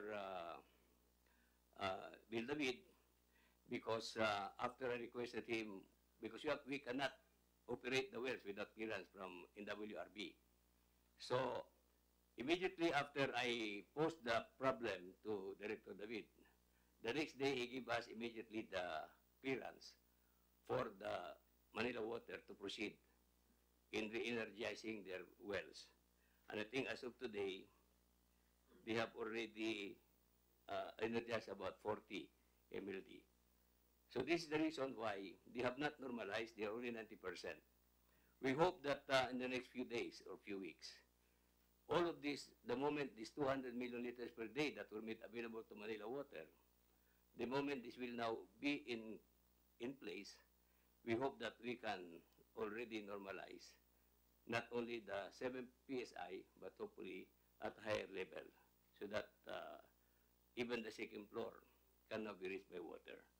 Now, in the meantime, yesterday, after the congressional hearing, since it was reported that only 90% was already given the support or normalized the operation, we inventoried our patracks and the tankers, and with the support of the BFP, we agreed that the 156 available tankers should be concentrated on the 11 barangays left, particularly the 3 barangays of Mandaluyong. And we hope that today, with the help of our Bureau of Flood Protection, that will be addressed immediately, including that one in Rodriguez. So this is actually the things that MWS made immediately. Again, since this is already a supply problem, the ball is in the hands of Manila Water. And I think they are trying their best to solve the problem of water distribution. Thank you very much, Madam Chair. Thank you, Mr. Velasco. Senator Lacson has a Thank Question? you. A very simple statement, Madam Chair. In short, and to put it simply, I'll try to compress your statement and the presentation of Manila Water in one statement. No? The major cause, if not the only cause of the shortage, is the failure of Manila Water to operationalize the Cardona water treatment plant. Will you confirm that, Mr.? Yes, actually, it started with there because that resulted in the utilization of the reserve. My follow-up questions will just, I'll just ask my follow-up questions at the proper time during my time slot, Madam Chair. Senator Lacson, a quick manifestation. It's Senator Soto's turn. Sir, go ahead. Thank you. Okay. Thank you, Madam Chair. With the indulgence of our colleagues, most of my questions for Manila Water were answered by their presentation. No? So we will look into the records of that presentation. Now, as for the team initiatives that they were mentioning, perhaps we can ask about it later. But the other social issues can be addressed by my colleagues. I would just like to go directly to the some technical aspects with the MWSS. You mentioned earlier that the Cardona project was not operationalized because there was a technical problem. What is the technical problem? You did not elaborate. Manila Water will be in a better position to answer, Your Honor. Your Honor, just to give a little bit of background on the Cardona water treatment plant, this is the first plant of Manila Water which will draw water from Laguna Lake. And we know the raw water quality of Laguna Lake, and sometimes it changes depending on the level, high tide, low tide season. So there are salinity consideration apart from other items. We built our most complicated water treatment plant in Cardona, which requires an even more sophisticated reverse osmosis process as discussed by our NKTI resource person. And we have to pass strict standards to make sure that the raw water from Laguna Lake will pass the standards of DOH, because the standards has to be drinking water. So there were two specific issues why we did not meet the December target. Number one, the discharge pipe, which brings the brine back to the Laguna Lake, had a leak, a structural leak. And this pipe is embedded under the street. So it was creating a lot of leak on the streets where people pass. So we cannot compromise the integrity. Where is that particular? In Cardona, Your Honor. Cardona itself? Yes, in Cardona itself. The second one is that we have what we call as a 28-day run. We're in for 28 days. The plant would consistently pass certain standards. Even if you fail on the 27th day, you have to repeat the process because that's part of the protocol. We had several tries of that, and we were only able to complete and solve these two technical issues. And on March 14, so we were delayed by 2.5 months. So we produced 24 million liters per day on March 14. The other contingency, and this is something that we had to do because long ago, the reason why this concession was created was to minimize the dependence of deep wells in Metro Manila. But because we don't have any other surface water and we have limited supply from Angat, we had to go to deep wells. On February 14, 2017, we sent a letter to NWRB for us to allow the old NWSS deep wells with a capacity of more than 100 million liters per day. We only got permission to use them for 3 months during the summer on March 14. And next month, what we mobilize our team such that by next month, we will already have 40 million liters per day coming from these deep wells. I hope I have clarified the two interim issues that was cited. The Cardona plant is one, the deep well one is another one. Thank you, Your Honor. All right.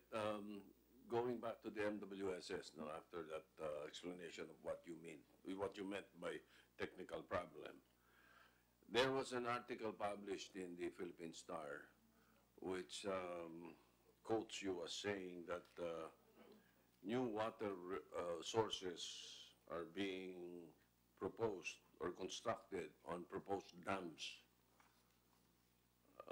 Ano po ba mga dam ito? What dams are you referring to? Right now, Your Honor, we have the Kaliwa Dam, which was already bidded, and it's now undergoing the engineering and engineering design portion of the project, and we hope that this project will be started something in July or August. So this is not delayed, it is undergoing No, this was already awarded, Your Honor. This was actually a project that started even the time of the late President Marcos, and it's only during this administration that this one has moved. I would like to inform Your Honor that Angat Dam, for the past so many years, more than 50 years, is the only one that where we are relying the source of water. It was put up in 1967. There was never a water source that was put up after Angat. The only additional source that are being put up now are the ones in the 100 million liters per day of Manila water and the 250 million liters per day of Manila in Putatan. Otherwise, there has never been a water source that was put up. So when are these new dams hopefully will be realized? Your Honor, the target date is actually it's supposed to be a 5-year program.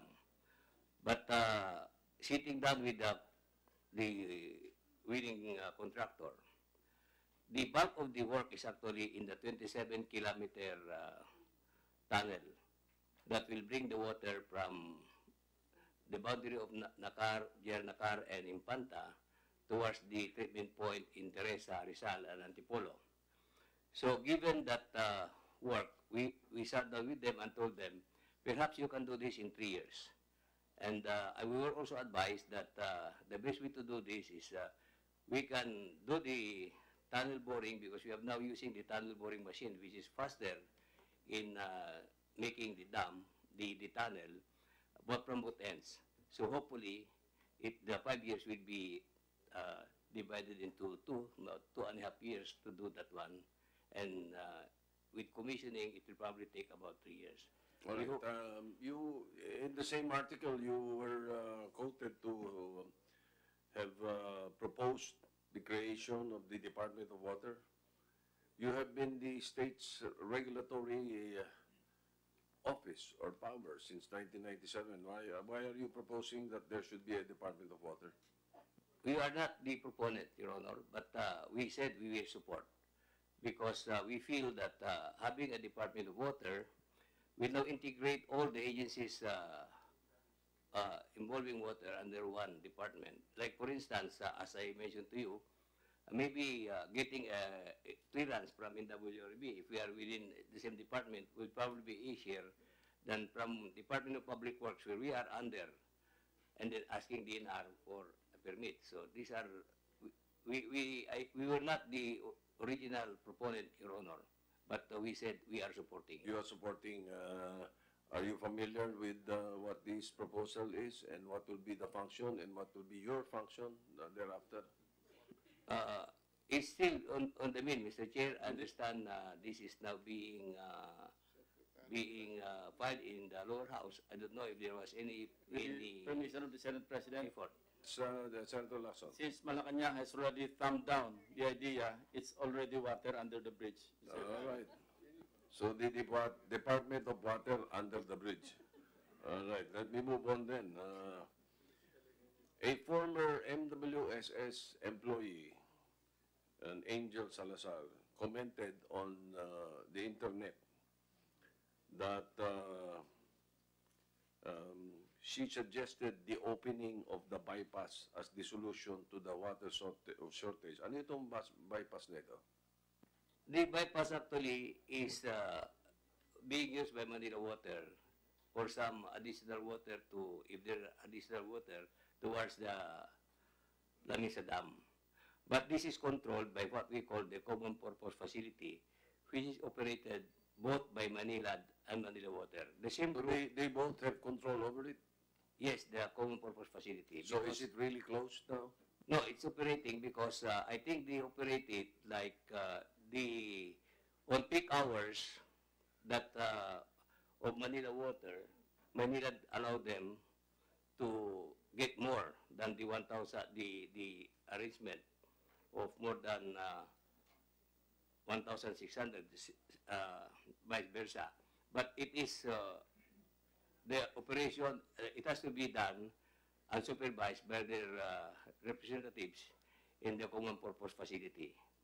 Because drawing more water from one side without the clearance of the other side might jeopardize also the operation of the other company. So right now you're saying it's not closed. The bypass is not closed. It's being used by both. It's not, it's closed on some other time. If it is the term of Manila, because Manila Water does not pass through, it's closed. But when it goes to, when it is the term of Manila Water, it's open. All right. Now, so you monitor that? The MWSS monitors that? You're aware of this? What's that again, Mr. Chief? You're aware of the bypass being closed and opened and who's... Yeah, we were informed, Mr. Right. Chair. No, But okay. may I just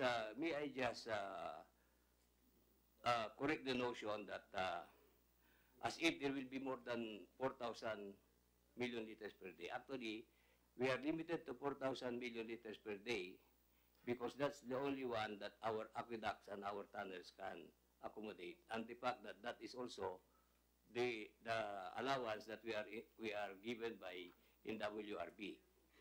And because of that limitations, 2 years ago we started constructing new aqueducts and tunnels because the ultimate objective here is to ensure that we can have more water from Angat that can go to Lamisa Dam.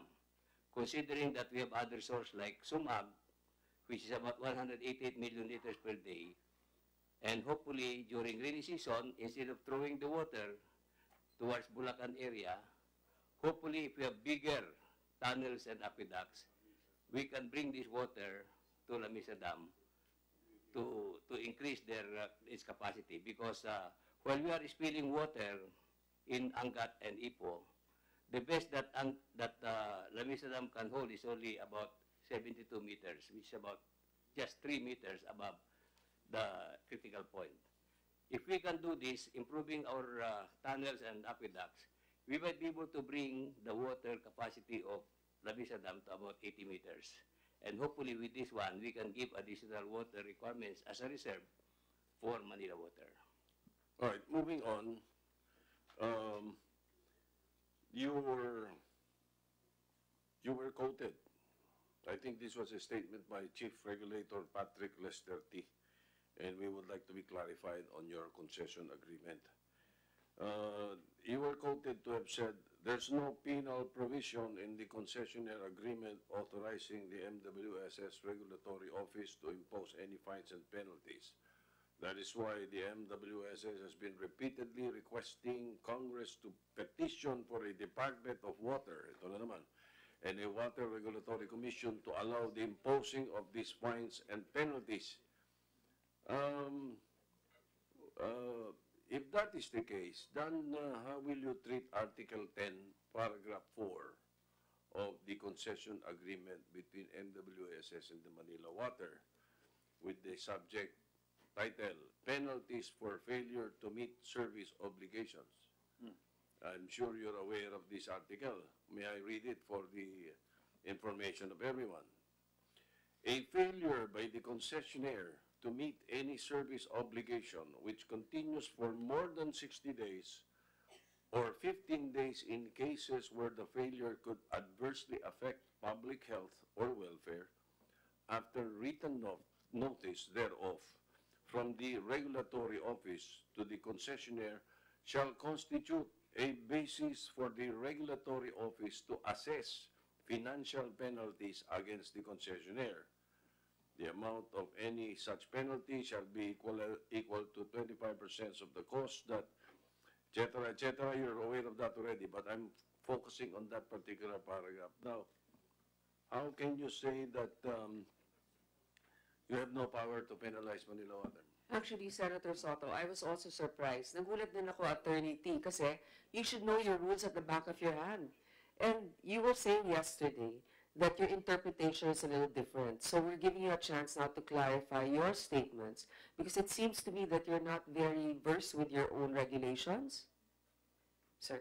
Yes, Madam Chairman, Mr. Senate President, I'd like to apologize for my failure to articulate myself properly yesterday.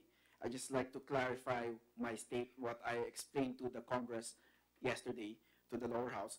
What happened was that I was trying to explain to Congress at the time was that I do not have the power to impose fines. I cannot impose any fines. I am not authorized to do that. And if you check the law, there's no penal provision for me to impose fines. Now, what are the remedies that the regulatory office can do? These are penalties that we can impose. This is 10.4. The penalties normally we do is that we disallow expenses, and this 10.4, this financial penalty, we normally impose that during the rate rebasing. So this is once every 5 years. That's the normal protocol that has been being done in the regulatory office for the last 20 years. Now, Congress has mentioned to me that why should we wait until 2022, which is the 5th rate rebasing? They should impose that as soon as possible. And admittedly, the regulatory office has always been imposing it during the rate rebasing. So, but there is no provision that prohibits the regulatory office from doing it earlier. So we are studying that right now. We are exploring the option of imposing, if there is any, around June or July. The reason why there's June or July pa is 3 things. First is we want to focus on fixing things first. We don't want to bother people, or we don't want to bother the MWSS and So just a minute. It says here, the concessionaire shall pay any penalties. Pag penalty, di ba, and pay, fine na yun. Penalties assessed in connection with this section to the regulatory office within 30 days after receipt of a demand. So why are you saying that you can only impose these penalties during rate revision? And are we not reading this the same way? If you read the last sentence, all penalties received by the regulatory office pursuant to this section 10.4 shall be rebated to customers. Please take note, it shall be rebated to customers. This is affected by the concessionaire's failure to meet the service obligation in such manner as the ROs deemed appropriate. Okay, that's fine. In fact, we would rather be rebated, yes, and we would rather not pay. Mas lalo nga mas gusto namin yun kung pwede libre, o kaya kung pwede mabawi namin yung perwisyo na yan. Nagiging technical ka eh. That in itself is already a penalty. So did you write them already a letter informing them that they need to be able to comply with this, or we haven't reached yet the minimum of 15 days interruption? We haven't reached the 15 days yet, but we have written to them already last March 8 about the problem. So the period has already started. We'd just like to clarify. No, wait. Before you clarify, what you're saying is contradictory. You're saying na hindi pwede nyo i-penalize o hindi nyo pwedeng i-fine. Maliwanag na sinasabi meron eh. So explain to me, like I was grade 3, on bakit hindi kayo pwedeng mag-penalize? The fines that I was mentioning, Mr. Chairman, Madam Chairman, and Mr. Senate President, is the fines normally goes to these are administrative fines that normally the other regulatory office are empowered to do. Fine pa rin yun, penalty pa rin yun. But don't say you cannot. Simple lang usapan. Yes, that is correct. That is why I failed to articulate myself, and I'm trying to explain now. These are the penalty provisions that we can do during, and normally we do during the rate rebasing para may refund or rebate ang ating mga customers. We do that para ma-temper ang any adjustment. And in fact, we did an adjustment 2013, third rate rebasing, which resulted to a downward adjustment or a rebate. Actually, it's more of a downward adjustment sa ating mga customers in 2000 for the third rate rebasing. So, it was around 63 centavos per cubic Attorney, meter. so ang sinasabi ba ninyo, since kailan bang rate rebasing every 5 years? So, sa ngayon, hindi pa yan mararamdaman? Eh, parang wala naman nakalagay dito na wait for the rate rebasing? Yes, I just like, as I was explaining, that normally, in a normal situation, we wait for the next rate rebasing. But now, you don't have to wait, Yes, right? we do not need to wait because of this unprecedented situation. This is the first time this happened, and we can do that, and we are studying it right now. We are actually also studying the amount of the fine, or, sorry, it's not a fine again, the penalty that will be imposed, which can be rebated. Attorney, you know what, it's normal for us to make mistakes, but we shouldn't really cover up that mistake by being vague. Okay? Now, you're saying, pwede pala. Meron naman, may balik naman sa consumers itong perwisyo na to na at least magkakaroon ng refund or bababa ang singil. Paano yung sinasabi nyo ngayon? Yung mas malinaw. Okay, just to be clear, pwede po magkaroon ng rebate dahil po dito, subject to, of course, the proper process that we Di have ba to last proceed. year lang, nagbigay kayo ng rate adjustment sa kanila ng mga, magkano, 6 pesos ba? Around that much. Kasi, that one I will explain later pa. May additional pa akong explanation. Okay, so pwedeng tanggalin yon or pwedeng magkaroon ng rebate ang ating mga consumers. Diba? I cannot touch that anymore. It's dangerous to touch the rate rebasing. But I can conduct a rebate even earlier than the next rate rebasing. All right, whatever you want to call it, rebate, fine, penalty. My question directly is, and this is your chance to correct yourself. If you're going to apply Article 10, Paragraph 4 of the concession agreement, in the current situation, can you now penalize Manila Water? Just to be clear, yes. Ayun, That's tapos. Yes. Ayun lang hinihintay ko eh. All right. Next question of the policeman. Will you? We don't want to say right now yes or no because that any statement I make right now can be used against the MWSS and the Republic of the Philippines. So I want to observe due process. So I cannot answer right now. But if you're asking the office right now, we are studying everything, including how much is the possible fine. When will you come up with your decision?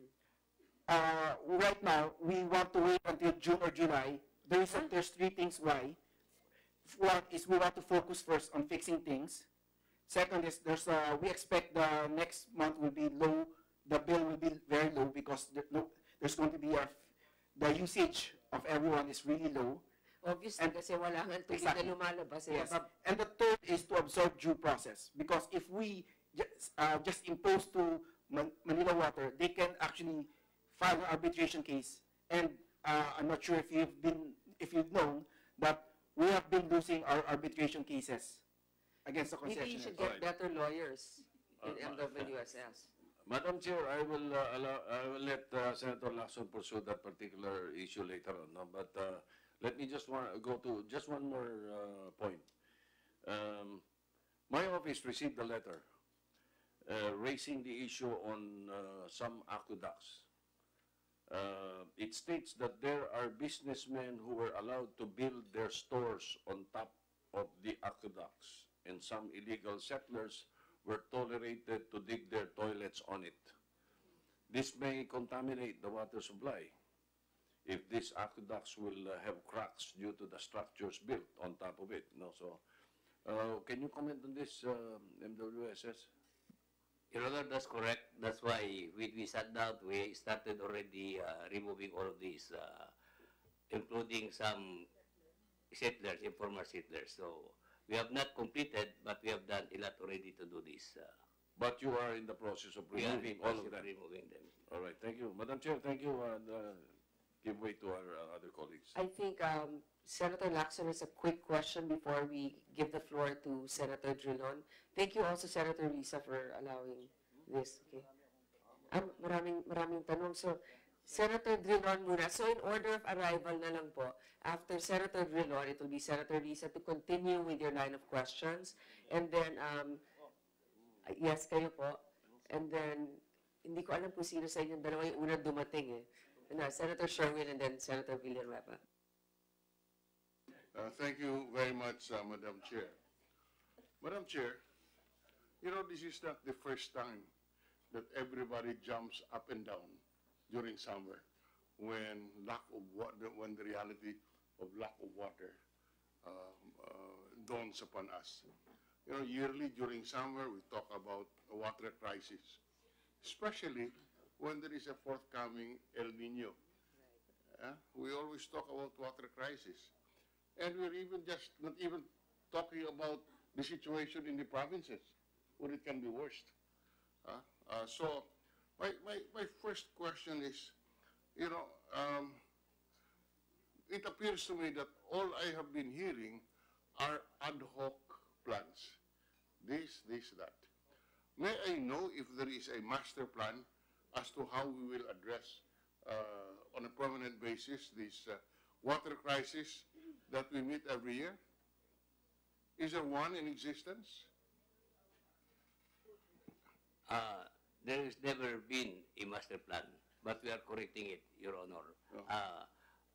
Maybe if I may just answer that, like, what we are doing now actually is doing the short term. Yes, for the short term. That's what we and the public hears. All short term. Because, for example, Ray, what is the present supply and demand gap? And what will it be 5 years from now? And what are we doing to address that supply-demand gap in the next several years? Which to me would call for a master plan which everybody should follow, not changing the plan every year and reacting to situations every year. So the first question, what is the supply-demand gap that we see today, and what will it be, will it be, say, in 5 or 10 years? Just to give us an idea of what we're looking at. And how do, Your Honor, actually, we are aware of that supply, the demand, and so far as the consumption of Metro Manila is concerned, we are relying on the study of UP that was also validated by our technical working group, both from the concessionaire and the MWSS. This is exactly why, as soon as we sat down 2 years ago, we started immediately the Kaliwa Dam. Because Kaliwa Dam is 600 million liters per day. That is only good for 5 years. But in addition to this, we have an ongoing SUMAG, which is about 188, which will still pass through the Angat Dam.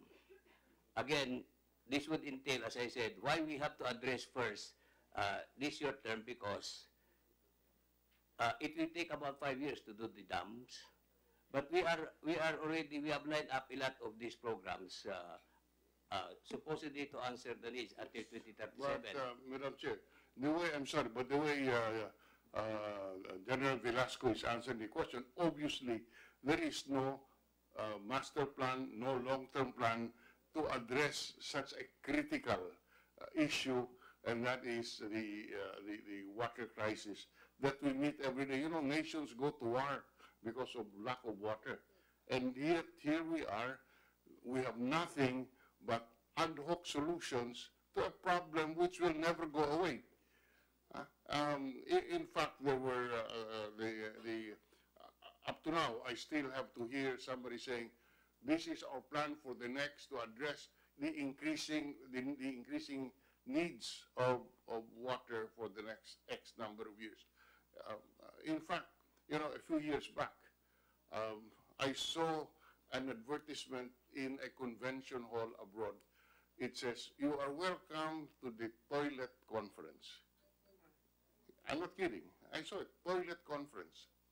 And I was wondering what a toilet conference is all about.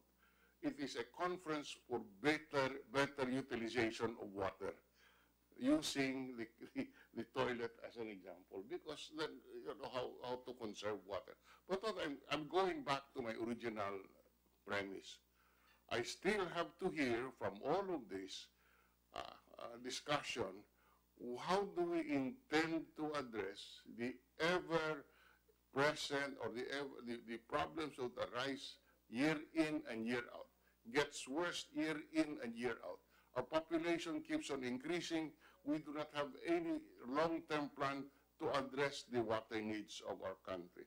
So this is what I would like to, as an input here. Because, you know, you keep on talking about Kaliwa Dam. Ilang taon na yan on the planning stage. If I recall correctly, 30 taon na yata yun sa planning stage yan. It really, you know, so it keeps on being delayed, getting delayed, and the problem gets worse. Now, my second, so maybe you can consider that, Administrator Velasco. My second point is, we have asked for this hearing to find out what the problem is. What legislation is needed in order that we can help address this problem? Of course, a lot would require on executive action, but is there any policy framework that you would like us to consider as a Congress in order to assist in this issue and this problem? I answer the first question first, Your Honor. As I said, Kaliwa is already done. It has been bidded, so it's not in the mid, it's not in the process. It's already undergoing, will be undergoing construction. Mr. Velasco, so it's been bidded. Meron nang nanalo ng bid na yan, di ba? Opo. Being the administrator of the MWSS, are you privy to the contract and the terms of that contract with the winning bidder? Yes, Mr. You should be, right? Yes, Madam. How much is the terms of the loan? Magkano po yung interest? Is it 2%? It's 12.2 billion and it's 2%. Hindi ba mas mataas yan kesa sa ibibigay ng Japan o Korea? Meron na bang dating nag-bid dyan or na nagsasabi na mas mababa ang interest kesa sa 2%? Madam Chair, the MWS just follow what the NEDA and the DOF tells us. Of course, you know, NEDA is chaired by the President. What is approved at the higher level is what we implement. And as far as the Kaliwa Dam is concerned, we were told that this should be under the ODA China loan, and even in the negotiations of contract, the DOF is on top of it. Department of Finance, we are just assisting. Hindi, tama. Gusto naman talaga natin ng solusyon at gusto natin mabilis yan.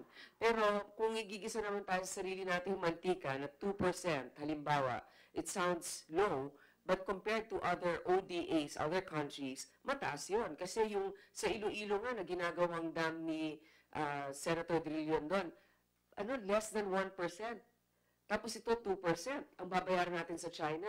At di umano, may provision pa doon na nagsasabi na China will own patrimonial rights in case we default. Is that true? Are you magiging kanila, magiging sa China ba ang tubig natin kung di tayo nakabayad? Hindi nga nila madadala ang tubig sa China, pero pwedeng taasan nilang singil ng tubig sa atin. So, are you aware of that provision, sir, before you answer the question? It does not exist, Your Honor. We know that there are some... It does not exist? It does not exist. Are you sure? Because I heard that's a standard contract agreement by China with any country that they do business with. Can I correct that, Madam Chair? Yes. What exists are properties exempted from execution, meaning military camps, meaning ports, but those which are not enumerated in the exempted properties are patrimonial property which can be held to pay for these unpaid loans. Yes, it is not so provided. If you look at the loan agreement, what is provided are what is excluded as a security. So it's semantics, playing with words. Do you have a copy of that concession agreement, Mr. Velasco? We can provide you, Madam Chair. Yes, please provide us with a copy because I think that others have been trying to get a hold of that. Thank you. Please go ahead with your answers to Senator Dulon. As I've said, it may not be in the form of a very written, detailed master plan. But I would like to assure you that under this administration, we are aware of the problem of long-term water supply. And therefore, immediately when we sat down, we immediately look at what is the most feasible thing to implement. Kaliwadam actually started with a PP project. And under that one, it cost about 18.48 billion.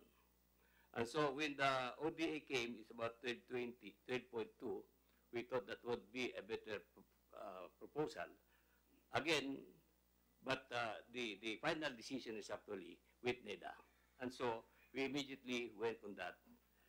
Madam Chair, let me interrupt because, you know, it's difficult to follow and nahihirapan po ang publiko maintindihan yung inyong sinasabi. Pwede ho ba, can you give a very simple presentation? What is our problem today? What are we doing to address it on a short-term basis? What are we doing to provide long-term solutions to this? And so that we can fully understand in one sheet of paper, you do not have a master plan.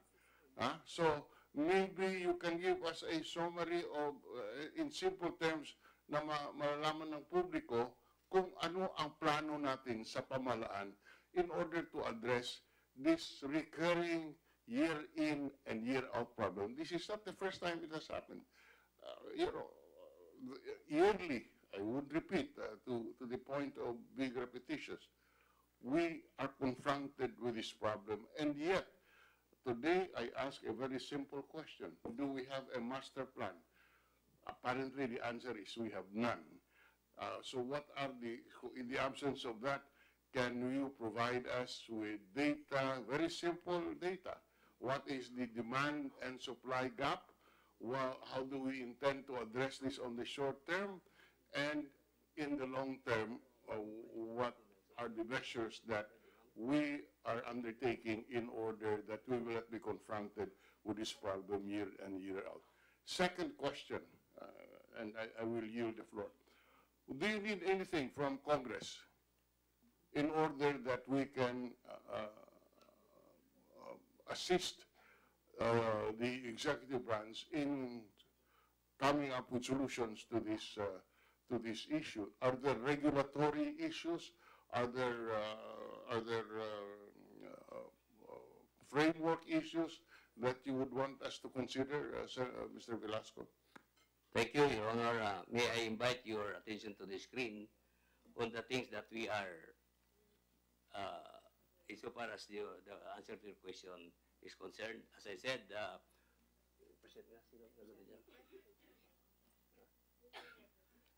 said, the phase one is actually Kaliwa Dam, 600 million liters per day. It's already bidded and is now about to be constructed. By this week, we will be able to sign the joint venture between Manila Water and the group of Mr. Rason for the 500 million liters per day construction of Wawa Dam. That will produce about 500 million liters per day, basically to address the problem of Manila water.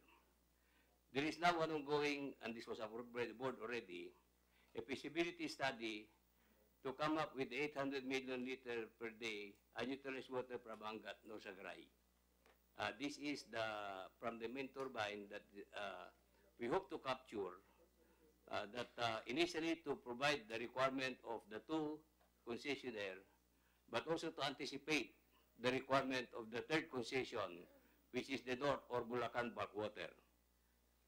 We have also, under study now, there is also a proposal for a 350 million liter per day Bayabas Dam. Again, this is intended for our North concession, which is actually Bulacan water. The other short term actually that we are talking here is about, we have an ongoing construction of a 188 million liters from Sumag that will go down to Umiray all the way to Angat and Ipo Dam. And this is actually the reason why it would necessitate the improvement of the aqueducts and the tunnels from Ipo to La Mesa Portal. So we have already done the first phase. It's about to be completed within this year. An aqueduct and a tunnel. And we are now starting on the second project, which will be of almost the same capacity, so that we can now increase the number of water that we can derive or maximize or optimize the number of water we can draw from Angat and Ipo, and hopefully with that, we can have extra water that we can put into La Mesa Dam. Madam Chair, a very quick interjection before I lose it. Among these different projects, of course, with the permission of Senator Drilon, how many would entail additional charges sa mga customers? Because I understand, sa business plan pa lang, you're already collecting. And you have mentioned a lot of projects. Ilan dito yung nakapatong na nakakarga na doon sa billing statement ng mga consumers? Kaliwa, for sure. Kaliwa because I'd like to answer that question, Mr. Senator. Kaliwa Dam, while we approved the business plan for Kaliwa Dam, I deemed it prudent to remove the tariff for the tariff implication for Kaliwa Dam during the fourth rate rebasing. So suspended pa lang. Yes. So when did Manila Water start collecting or start including in their billing statement yung construction or yung planned construction of the Kaliwa Dam? They have never done it yet. Hindi pa nila na-collect. But as per the concession agreement, they're supposed to collect already upon the approval of a business plan, di ba? Yes. But in this fourth rate rebasing, which I am the chief regulator, when I am already chief regulator, I deemed it prudent not to include it at this time. Pwede naman pala, attorney, bakit yung Cardona plant nakasama na sa billing, hindi pa naman nag-operate? The reason is because, I'll be honest, with all due respect to admin, I think with all the problems that Kaliwa Dam is facing, it might get delayed. So it kept getting delayed. We deemed it prudent to wait until the fifth rate rebasing in 2022. But please confirm, they're already charging, di ba? In relation to Cardona. Yes, there's already included. So pwede naman palang isuspend ninyo, hindi naman nag-operate yung Cardona, delayed pa nga, and as I said earlier, ito yung major cost ng crisis that we're having now, bakit tuloy pa rin yung collection nila sa mga consumers? There's a formula that is followed by... I'm not concerned about the formula kasi kung pwede naman pala doon sa Kaliwa na isuspend mo, attorney, bakit hindi mo kaya isuspend yung pag-charge ng Manila Water in relation to the Cardona Water Treatment Plant? Because it will have a more, it will have a financial effect on the part of the concessionaires. How about Kaliwa? Walang financial effect? No, to be honest, I think the two concessionaires, I think the two concessionaires accepted my my decision. Madam Chair. Just a few points. Madam Chair, I know who can answer this. Who is responsible presently for the utilization and supply of water resources? Which agency? Or is this spread out throughout the bureaucracy? In other words, who manages all of this? The supply and utilization of water resources? Well, the supply is coordinated by the corporate office. But in the distribution under the public-private partnership, that is in Metro Manila, NWSS. Yes, in Metro Manila. Yes. I'm talking about beyond Metro Manila, the entire beyond Metro Manila, the local waterworks utilities administration. Is that and insofar as the rights are concerned, is the NWRB. Yes. May we ask? May we recognize Dr. David? Yes. Dr. David. In response to my question, who is responsible for the utilization and supply of our scarce water resources today? Thank you, Madam Chair and honorable senators.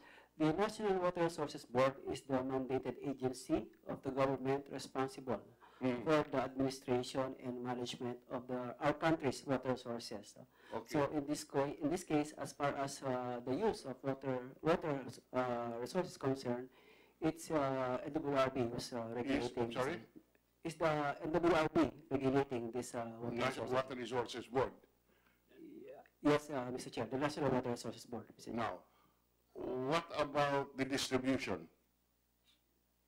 For distribution, Mr. Chair, it's the regulation of water utilities, as we call them, is distributed among various agencies. No? For Metro Manila, it's NWSS who's regulating. And outside Metro Manila, we have the local water districts who are being regulated by the Local Water Utilities Administration. And as far as NWRB is concerned, we are also regulating the private water utilities, Mr. Chair. Is there a need for a national water authority? There's a recommendation, Mr. Chair, to unify the regulation of water utilities. Is there a rationale for, is there a need for this? I want an answer to the record. I agree, Mr. Chair, that we have to unify the various, the regulation of the utilities, Mr. Chair. And this is one area of legislation that you would suggest Congress should examine? Yes, Mr. Chair. In fact, there's already a pending draft bill unifying this, the regulation of water utilities under a water regulatory commission, Mr. Chair. Water commission, not a water department. There is a separate bill also, Mr. Chair, for the creation of the Department of Water. And this is the authority that can come up with a master plan both in Manila and the entire country to identify water sources, regulation of the use of water, etc. Is that within the contemplation of the bill that you're thinking of? Yes, Mr. Chair. I believe the creation of what you call an apex body is one way to harmonize the various agencies, the functions of agencies in the water sector, and likewise prepare on how to optimize the utilization of these resources, Mr. Chair. Because we're not even talking, Madam Chair, of sewerage here. We're just talking about water. And sewerage is a very serious problem. So anyway, that is my intervention, Madam Chair. Thank you very much. Thank you, Senator Drilon. Senator Risa. Thank you, Madam Chair. Kanina pa po ako nagugulat, paulit-ulit sinasabi ng MWSS na walang master plan. But in fact, gaya ng sinabi na ni Administrator Velasco, yes, there is a study, UP National Engineering Center Water Demand Study for the Metro Manila area served by the concessionaires of the MWSS, Manila Water and Maynilad, dating to 2011. And dagdag doon, merong MWSS. So ito plano ng MWSS mismo. May 2012 MWSS Water Security Legacy Plan. So we don't have to reinvent the wheel at every stage, Madam Chair. Pwede nating balikan yung planong yon ng MWSS of 7 years ago, i-critique siya, kung kailangan, i-update siya, and pwede nating i-connect the dots towards yung mga long-term, tinatanong ni Minority Leader, long-term na mga plano tulad ng suggestion ni Mr. De La Cruz kanina, to draft daw a 50-year water supply plan for Metro Manila. So, wag nating kalimutan, MWSS, meron po kayong plano na binuo na 7 years ago. Baka pwede nating balikan yon. So I just have some follow-up questions, Madam Chair, for Manila Water, and then also some questions for MWSS. Mr. De La Cruz, around August of last year, inulat na yung Manila Water, nagbabala na kayo sa MWSS tungkol sa possible water shortage ngayong taon. Tama po ba yon? Did you warn MWSS August of last year? Yes, I think it's published in the media. Right. So mukha, pareho kayong aware, kayong Manila Water, silang MWSS, na may potential problem. Late last year palang aware na kayo. So briefly, anong preventive measures ang ginawa ninyo at that time? In our case, apart from the already discussed Cardona plant, in addition, since we don't have Kaliwa yet, we are bound to use the deep wells, no? And as early as February 14, 2017, we wrote a letter to NWRB to use more than 1,000 wells. These are old MWSS wells, so that they could be used as contingency. We got the permission from the NWRB board on March 14, 2019. But before that, we mobilized already our efforts such that as we got it on March 14, we will immediately have 40 in April and about 80 in August. Thank you. Binanggit niyo yung Kaliwa, Adam. Babalikan ko yan mamaya sa mga tanong ko sa MWSS. But just some more questions for Manila Water. Kanina, nasimula ng pasukan itong paksang ito. Does Manila Water think that you failed to comply with your obligations under the concession agreement? And if so, has this failure affected public health or welfare? There are sets of service obligations, and in the concession agreement, there are what we call KPIs and business efficiency measures. For this particular case, which has happened, a key item there is 24/7 provision, which, as we all know, we failed on that service provision for the past few weeks. And the process for us, and as I also mentioned in my opening statement, Manila Water will cooperate with whatever is provided in the concession agreement. I think Senate President Soto articulated Section 10.4 of the concession agreement, which clearly spells out the process, the percentage of the penalties, and what those cover.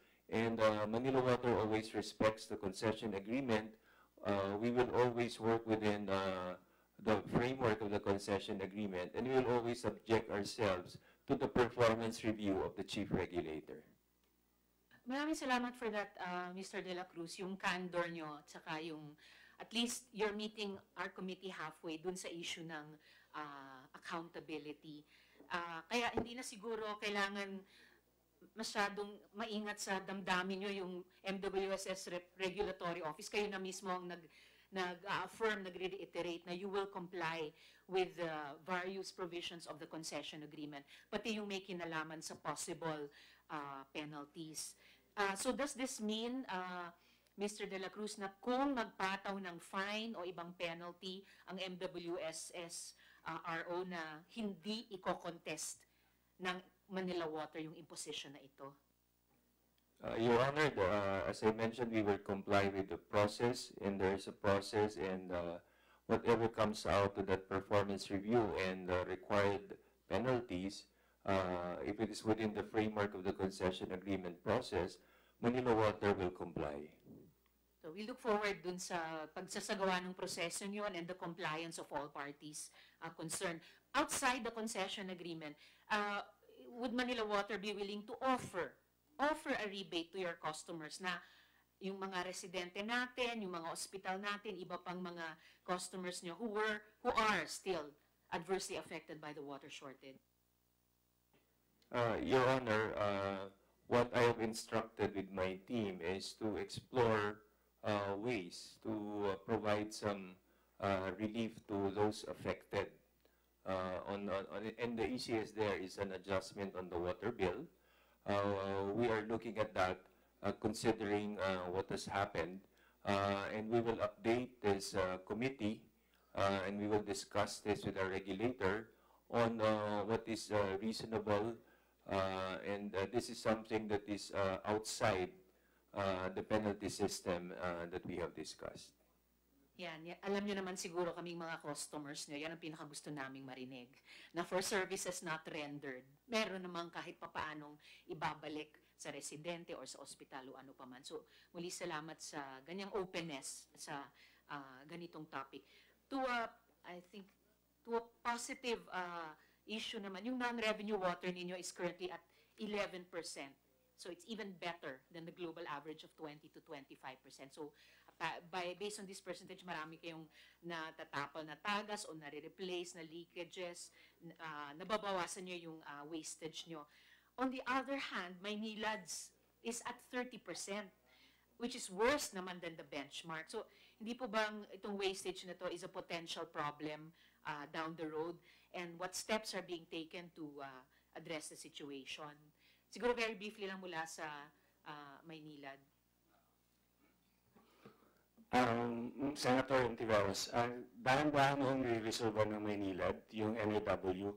Noon ho kasi nag-take over ho yung mga bagong may-ari ng Maynilad noong 2007, nasa 68% ho ang aming NAW at marami hong efforts kasi kailangan gawin para maibabayan, katulad ng pagpapalit ng mga pipes. Sa pagkakaintindi ko sa Manila Water, halos karamihan ng pipes ng amana nila sa MWSS napalitan na. Kami naman ho, up to 56% pa lang napapalitan namin, kaya napababa na namin yung 68 to around 30-35%.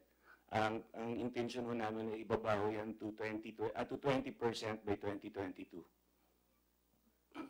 At siguro kukuha kayo ng mga object lessons mula sa masakit na karanasan ng Manila Water at mas masakit na karanasan ng mga customers ng Manila Water para hindi nyo rin maulit yung sitwasyong yan. Back to Manila Water, under Section 5.4 of your concession agreement, nangako kayo na magbigay ng notices sa customers at least 48 hours in advance of any planned interruptions in water supply. So interruptions started to begin on March 6, but notices were given out only the day before or the day of, NKTI 4 days after na nagsimula yung pagbaba ng pressure. So, ano yung dahilan sa delay nito ng pag-notify man lamang sa public? Your Honor, we gave the notices to the affected areas in our contingency plan on beginning March 4, which complies with that provision. Siguro kailangan lang i-check down the line sino nagsisiguro na matanggap ng mga customers. Kasi bakit ang NKTI, isang government hospital, March 12 lang dumating yung sulat of notice sa kanila. Sa Section 5.1.2 naman ng concession agreement, ang Manila Water ay sumang-ayon na sabi nyo nga, mag-provide ng uninterrupted 24-hour supply of water to customers in the service area. So given that the East Zone is Manila Water's main area of service, bakit hindi kayo mas nakapagplano ng para sa malaking contingency sa main area ninyo? If there's anything in addition sa mga nasabi nyo na. I think I have articulated our contingency plans, Your Honor. When did you realize that something was wrong? And then moving forward, ano sana yung nagawa nyong iba para naiwasan itong sitwasyon ngayon? While we have given warnings that it will come since last year, we could have probably, as the senator said, jumped up and down higher and a bit more and inform the contingency plan that we put in place was there. We were hit with certain delays. We had Plan A, Plan B. We should probably have a Plan C to make sure. And we are taking to heart all the lessons. We are capturing all the lessons from this crisis. We are already thinking, yesterday already had a meeting on, while we are dealing with this crisis immediately, we have already discussed what can we update in our business plan, given that the assumptions right now have changed with La Mesa at this level, and what do we need to do so that next summer, hindi na po mauulit to. Unfortunately, the contingency plan will require more deep wells. Since we don't have yet surface water sources, we would have to dig more wells around Metro Manila. And that is something that, if it's done over time, would also have a material effect. And therefore, we really hope that there will be new water sources that we could provide. We also have a proposal on the table, and this is part of the options that MWSS is looking at, is to draw more water from the Laguna Lake, which also is a faster build than a dam. Salamat. Last question sa Manila Water. Regarding yung supply nyo sa commercial at industrial vis-a-vis residential, ano yung ratio? Ano yung priority nyo doon, at saka ano yung basis ng priority between the two? The priority on the service interruption is really driven po by the hydraulics, the topography of the system. As I mentioned earlier, the basic concept of spreading supply on a limited basis is to lower the pressure. So in the same area, there are commercial accounts, there are residential areas. Like kagaya po nung sinasabi ng NKTI at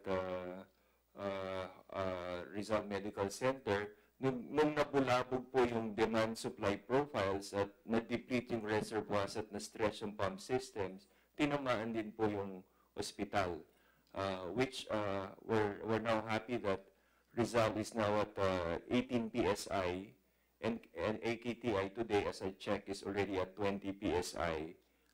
So tinamaan po, wala pong discrimination na nangyari. So thank you to Manila Water. Mga tanong, follow-up questions sa MWSS. Tungkol dun sa plano ni Presidente. So, inulat na si Presidente, inutos niya yung release ng 150 days of water mula sa Angat Dam sa water supply. Pero later, sinabi ninyo, ng MWS, na misinformed si Presidente. Kahapon naman, sabi ng presidential spokesperson, na service was restored after the President ordered the release of water from Angat Dam. So para lang klaro, ano ba talaga, technically, para ma-implementa yung plano ni Presidente, posible ba talaga dagdagan yung dami ng tubig mula sa Angat Dam para idagdag either sa Manila Water o sa Maynila? Is that really doable? Not possible. That's why I said that advice, whoever give that one, does not know the way the flow of water from Angat to the La Mesa Portal. We can only accommodate 4,000 million liters per day. As I mentioned, we do not measure the number of water by number of days, but number of million liters per day. And I even said in my continuing statement that although that is not, the 150 days is not the right figure, I said, I read through what the President wants, and we are going to comply. And this is the reason why we sat down with them, and we are now solving the problem of water in Metro Manila. Salamat sa candor nyo at saka consistency. Kasi talaga naman, pag naghahanap tayo ng solusyon, kailangan technically accurate tayo para hindi mas malaking pinsala pa ang mangyari kesa solusyon sa problema. Sinabi ni presidential spokesman na yung current water crisis daw, ang sanhi yung inefficiency at mismanagement at quote, they created their own problem and they provided the solution. Sumasangayon po ba kayo sa assessment ng Malacanang na ito ay dulot ng mismanagement? At kung oo, kaninong mismanagement or kaninong negligence? As I have said, the problem of water source has been there all the time. Nobody touched it. That's why we have been saying it's only this administration, during the administration, and of course, without saying this board, our board, has started looking at all of this. That's why, for the longest time, Kaliwa Dam is now bidded and is now about to be constructed. And again, as I mentioned when Senator Diron asked what are our plans, all of this had been studied immediately after we sat down in the board and in the corporate office, because these are the things that we thought should be in place immediately. Imagine, as I mentioned a while ago, we have been all the time relying with Angat Dam, which was constructed in 1967. It's only now with Kaliwa that we are again starting another one. Now, I am glad that through the initiative of the other concessionaire, we are now working on other sources precisely to address the water demand that you have mentioned, Your Honor, so that at least we can be, again, in the matter of water supply, I was informed by our technical people that we should be also very careful that perhaps what we can do is we will build supply of water, of course, taking into consideration the length of time that we have to put up one, because it will take about 5 to 6 years, that we should only consider about 7 to 10% buffer. Because if we put more, then we will be taxing the people to pay for something we are not using. I hope Your Honor understand that MWSS is a government corporation that does not get anything from the General Appropriations Act. And therefore, we rely on the concession to pay for whatever we put up, and then, of course, they have to recover through the rebasing that the regulatory office does. So this is actually the system that is within the MWSS. Thank you, sir. With the guidance of the chair and in the interest of time, I have several other questions for MWSS. Baka isulat ko na lang, Chair, sa MWSS for you to submit to the committee. So, huling tanong na lang, yung nabanggit nyo ang Kaliwa Dam. I have various questions about Kaliwa Dam, pero siguro yung isang issue na hindi pa nababanggit. So, kung yung Kaliwa Dam ay gaya ng sinabi ninyo, Administrator, done deal na ito, yung gobyerno ba at yung mga project proponent, nakakuha na ba ng free, prior, and informed consent mula sa indigenous cultural community doon, yung mga dumagat? Yung mga relevant agencies ba, nagtataya ba kayo na magsiguro na if and when this project pushes through? Kasi naririnig ko yung sinabi ng iba't ibang resource persons, there are various solutions, package of solutions possible. Pero kung matuloy itong Kaliwa Dam, sapat bang mako-compensate yung mga dumagat sa paggamit ng ancestral domain nila? At kung may agreement na sa mga dumagat na nandoon, ano po yung mga terms? The process on the consultation with the indigenous people is ongoing. That is part of the process. We have to go through a process to be able to get their approval, including the agreement on what are supposed to be paid, and including the relocation of the 46 families that are affected. These are, Your Honor, all taken care of, and I would like to assure you that if these are not in place, we will not start the dam. I want to assure you that the dam will get started only when we shall have completed all of these requirements. Salamat, Madam Chair, para sa reassurance na yun. Pero pag, when the committee goes deeper into that issue, we need to correct our facts also. I hear various 46 families, 56 families. Bukod dun sa bilang ng mga indigenous na pamilya nandun, yung environmental impact din na sinasabi ng environmental movement sa biodiversity ng buong Sierra Madre. So ito lahat, yung pag-explore natin ng mga solusyon, a package of solutions para sa Metro Manila or even sa buong Luzon at buong Pilipinas. So maraming salamat, Madam Chair. Thank you so much, Senator Lisa, also for bringing up the interests of the indigenous peoples, who I think the government should be able to compensate and relocate properly. They are making an extreme sacrifice also for the good of the majority. The chair recognizes Senator Lacson. Thank you, Madam Chair. Follow-up question din ito sa issues kanina na na-raise. And it has been acknowledged earlier that upon approval of a business plan, the concessionaire can start collecting. Can you confirm? Affirmative, no? Upon the approval of the a business plan with the rates. Yes. Okay. So I can be sure that we're on the same page. Kindly define a business plan nga. GMG. Google mo. Google.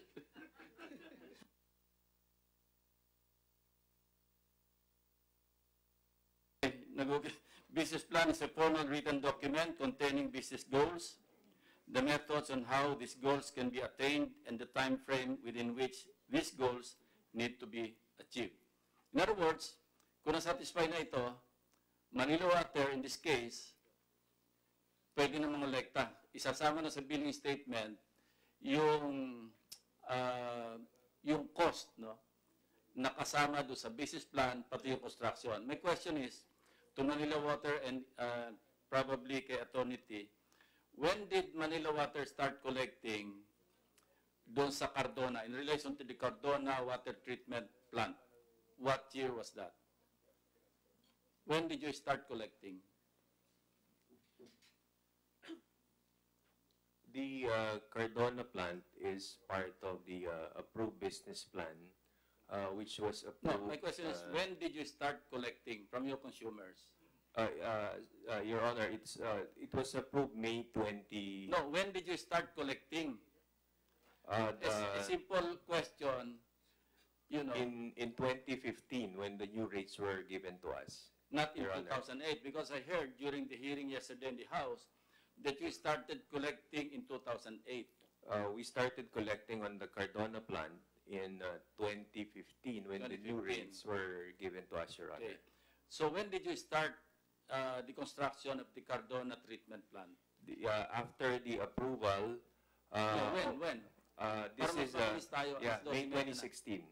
May 2016. After approval of MWSS. So hindi pa nag-start yung construction, nagko-collecta na kayo?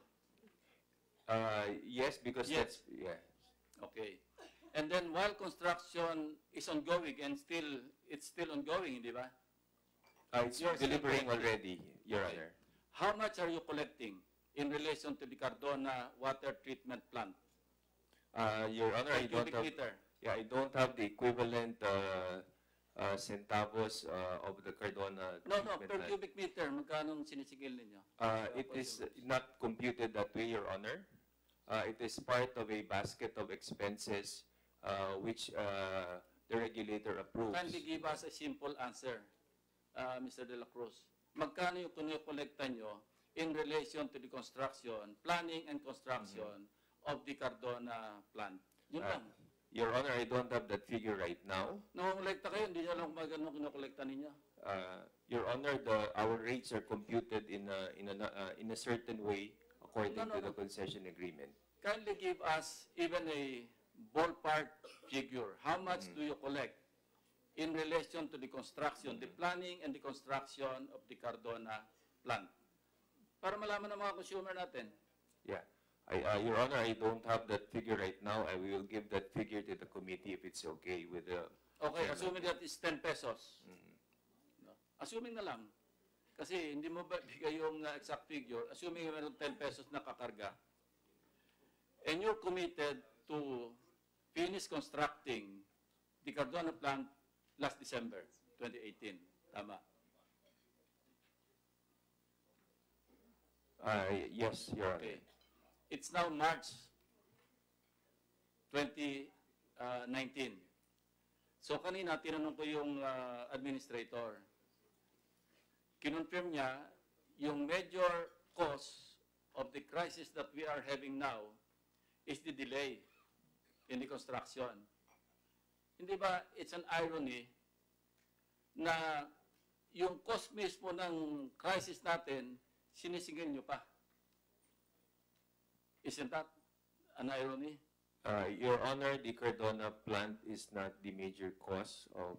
Well, the administrator earlier confirmed that. I asked him. Yeah, it is part, it was delayed and therefore there was a supply gap. The commitment on December is 50 million liters per day. Our gap po is 150. General Velasquez. Well, I think we already, that's very clear. That was part of the preparation. And while it's not the only one, it's part of the But it is a major cause of the crisis that we're having because now. if that was running in December 2018, we could not have drawn water yet from the Lamisa Dam. So Kung that natapos is the- ng that's December the explanation. 2018, hindi sana magagamit yung reserves nila from La Mesa Dam. So wala sana tayong water crisis. So I go back to my previous question. Isn't that an irony na yung cost ng water crisis na pinagdudusahan ng mga taga-Mandaluyong, sinisingil nyo pa buwan-buwan? Your Honor, the major cause of our shortage in distribution is the supply deficit of about 150 million liters per day, Your Honor. No. Ang tanong ko nga no, you know, the point that I'm trying to drive at, kasi sabi ni Attorney T, medyo helpless sila to impose these penalties, no? Na contrary to yung Kaliwa Dam na hindi pa kayo nag-charge, di ba? Nakasuspend. Baka naman kung helpless yung regulatory office, baka pwedeng on your own, as a sign of good faith, kayo na siguro magkusa. Siguro walang kaso yon, di ba? Hindi naman kayo pwedeng kasuhan sa arbitration court sa Singapore. Kung magkukusa yung Manila Water na hindi naman kami nakadeliver, ang rason pa kung bakit nahihirapan yung kababayan natin, dahil hindi namin natapos, delayed kami ng 3 buwan, baka pwedeng on your own, unilaterally, o sige, hindi na muna namin singilin yung kawawa natin mga kababayan. Di ba yun ang morally correct na move or action to take? Your Honor, on top of subjecting ourselves to the penalty, as I also mentioned earlier, I have instructed our team to look for ways to see how we could help for services not rendered in the affected communities, Your Honor. When you start looking for ways, when you start exploring the possibility, it will take you months, even years, or it may not even happen. No. We will make sure this will not take long, Your Honor. Yeah. You know, I was reading the concession agreement along with my lawyer staff, and we've come to a unanimous conclusion para masyadong disadvantageous to the public that you are supposed to serve. Ano? Well, hindi disadvantageous sa government because regulatory body yung kausap ninyo, yung dalawang concessionaires. Pero pagka you go through, I went through it, no, although cursorily, pero parang it's tantamount to a government-sanctioned highway robbery. Parang ganun ang dating. Why is that, Attorney T? This was done in 1997. So, oh, but you are not the chief of the office. What I heard was that in 1997, they need to sweeten this deal in order for investors to come in. At that time, the non-revenue water was at 60%. The services was really bad. So it will entail a lot of investment. So I guess the people then decided to sweeten the concession agreement in order to attract investors. So they gave it until 25 years, but there was an extension in 2008 for another 15 years. So now it's until 2037. You know, ang point ko rito is we're trying to look for a quick fix solution. No? Kung hindi makaprovide ng tubig, at least makusyon man lang yung paghihirap by suspending the additional charges that are not being delivered anyway. Kasi this is in the form of a sovereign guarantee, if I'm not mistaken, di ba? Kasi sabi mo, sinuwitin yung concession agreement. Dahil alam ko naman dahil sinalo nila yung mga loans ng NWSS kasi halos bankrupt na at that time. And as a consequence, the regulatory office was created, di ba? Because of the concession agreement. Yes, that's correct. Ang problema, parang naging alipin na tayo ng mga kausap natin, no, ng concessionaires. Lahat binigay na natin. And ang nagsasuffer, hindi naman government eh. Ang nagsasuffer yung consumers, the customers. And kaya nga nag-a-appeal kami sa Manila Water, and even Manila, for that matter, kung sakaling darating crisis, if on their own, just to show good faith, just to show goodwill, baka pwedeng sila na mag-suspend para hindi na tayo umabot sa arbitration. If they voluntarily do that, then we don't have Di ba meron naman kayong moral ascendancy over them? We can. That's part of the things that we plan on doing is kung pwede, this month, huwag mag-charge muna. But right now, we don't have any idea kung magkano yung nananakaw, quote-unquote, quote-unquote, nananakaw doon sa mga consumers by way of collecting fees that are not being delivered. Yun nga tinatanong ko eh, magkano na nakolekta, overall na lang, in relation to the Cardona plant, how much has been collected so far, starting 2015, by Manila Water? Can we get back to you on that one? We will submit it to this committee. Hindi po pwedeng tanongin yung staff ngayon? Just for our information. Check if we can retrieve that. Anyway, I'll yield the floor to the next interpellator. Maybe at the interim, pwede niyong maisabit, babalikan ko yung tanong mamaya. Ibigay niyo lang gusto lang namin magkaroon na idea, magkano ba yung, how many customers do you have in your sector? 6.8? 6.8, Your Honor. Okay. 6.8 times. Yun lang naman ang gusto ko malaman eh. Times the additional fees being charged for services not delivered at all.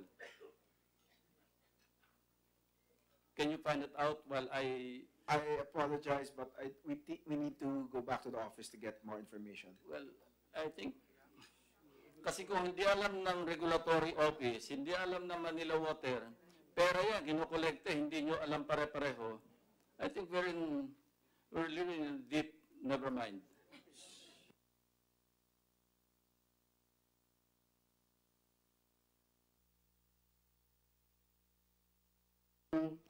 Thank you, Senator Lacson. The next is Senator Sherwin Gatchalian. Thank you, Madam Chair.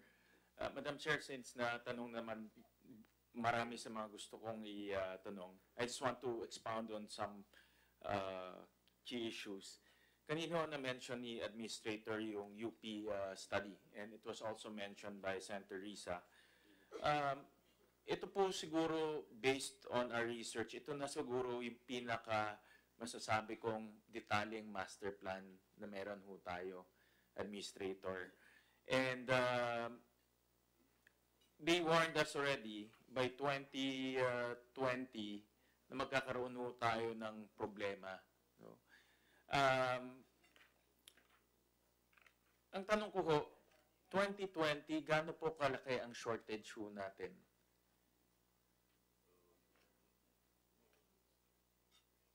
I don't have the, but we have that, we are guided by that. I don't have the exact figure, but I would like to assure you that we have that record, and we are being guided by that record insofar as what the actions we can do.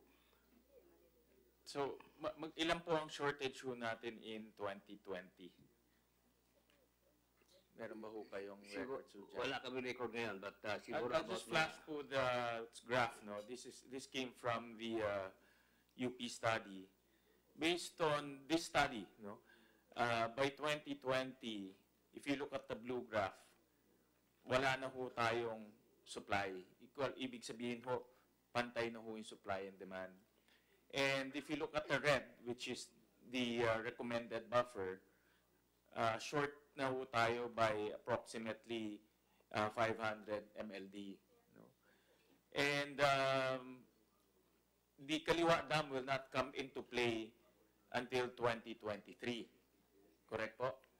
So 2023, gaano kalaki na ho ang shortage ho natin?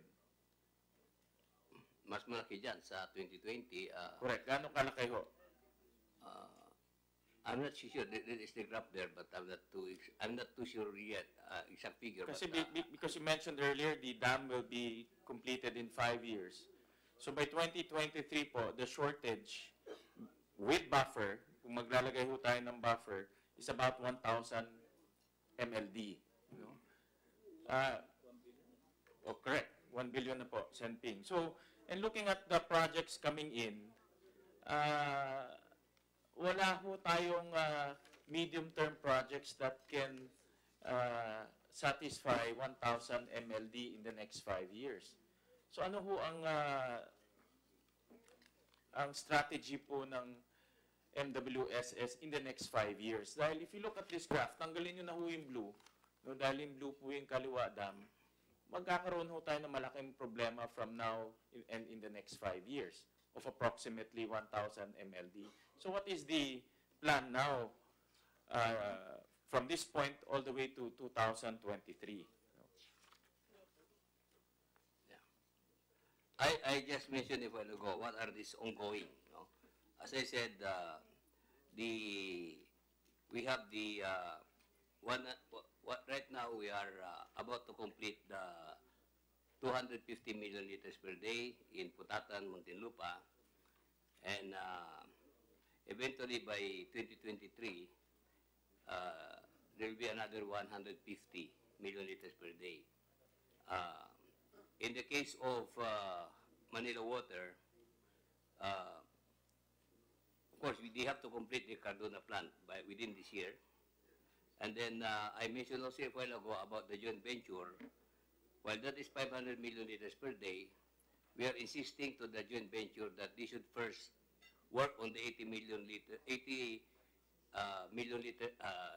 per day in the Calawis area. Because if they will wait for the whole 500, it will take about 5 years. So Administrator, isa-isay no natin from now to 2023, that is the critical period based on this study in the absence of a MWSS study. Ano po yung matatapos ng projects by now to 2023? Siguro makatapos kami ng 1,130 million liters per day. What are those projects po? Ito nga sinasabi ko, 450 million liters per day for Maynilad and about 600 million liters per day for Manila Water. 600 million liters per day. 680 million liters per day. So a total of 1,130 million liters So per day. 600 million liters per day for Maynilad. Yeah. For Maynilad, 450. And for Manila Water, 680. Okay. And what are these projects? Second, sir. What are these projects po? Can we break down the projects? These are isa-isahin natin itong projects. For example, sa Manila Water, what are these 680 MLD projects? The 300 million liters per day will be all coming from Putatan. Okay.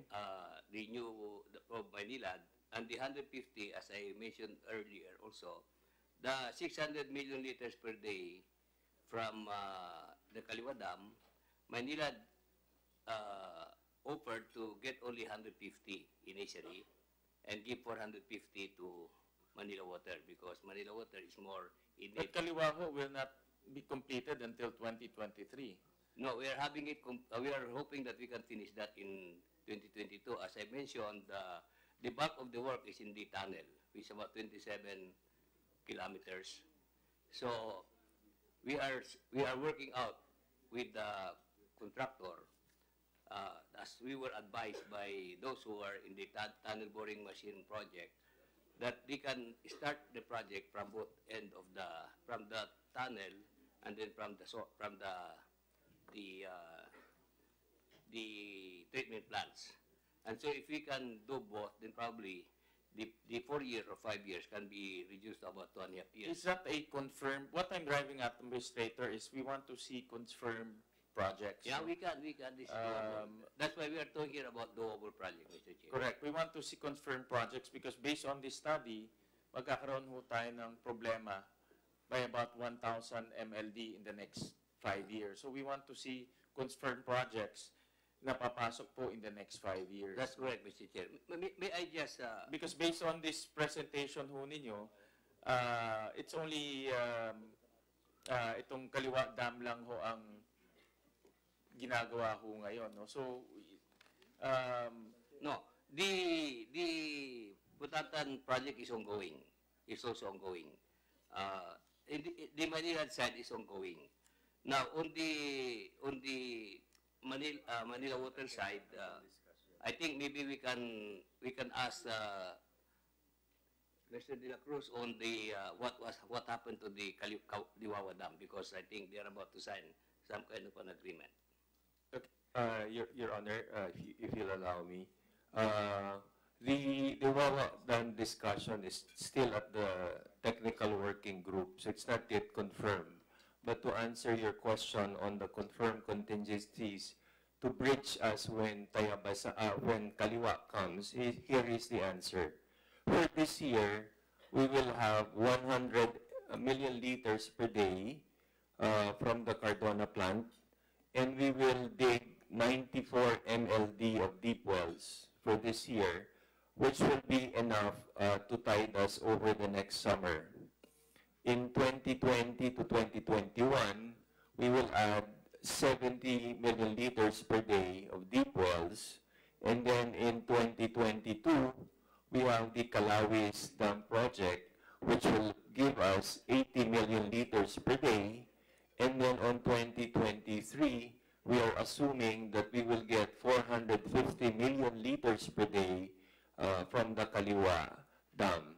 So the big one on 2023 is that 450 million liters per day of Kaliwa Dam will be given to us, and to bridge us from now until Kaliwa comes will be the full completion of the Cardona plant and deep wells, Your Honor.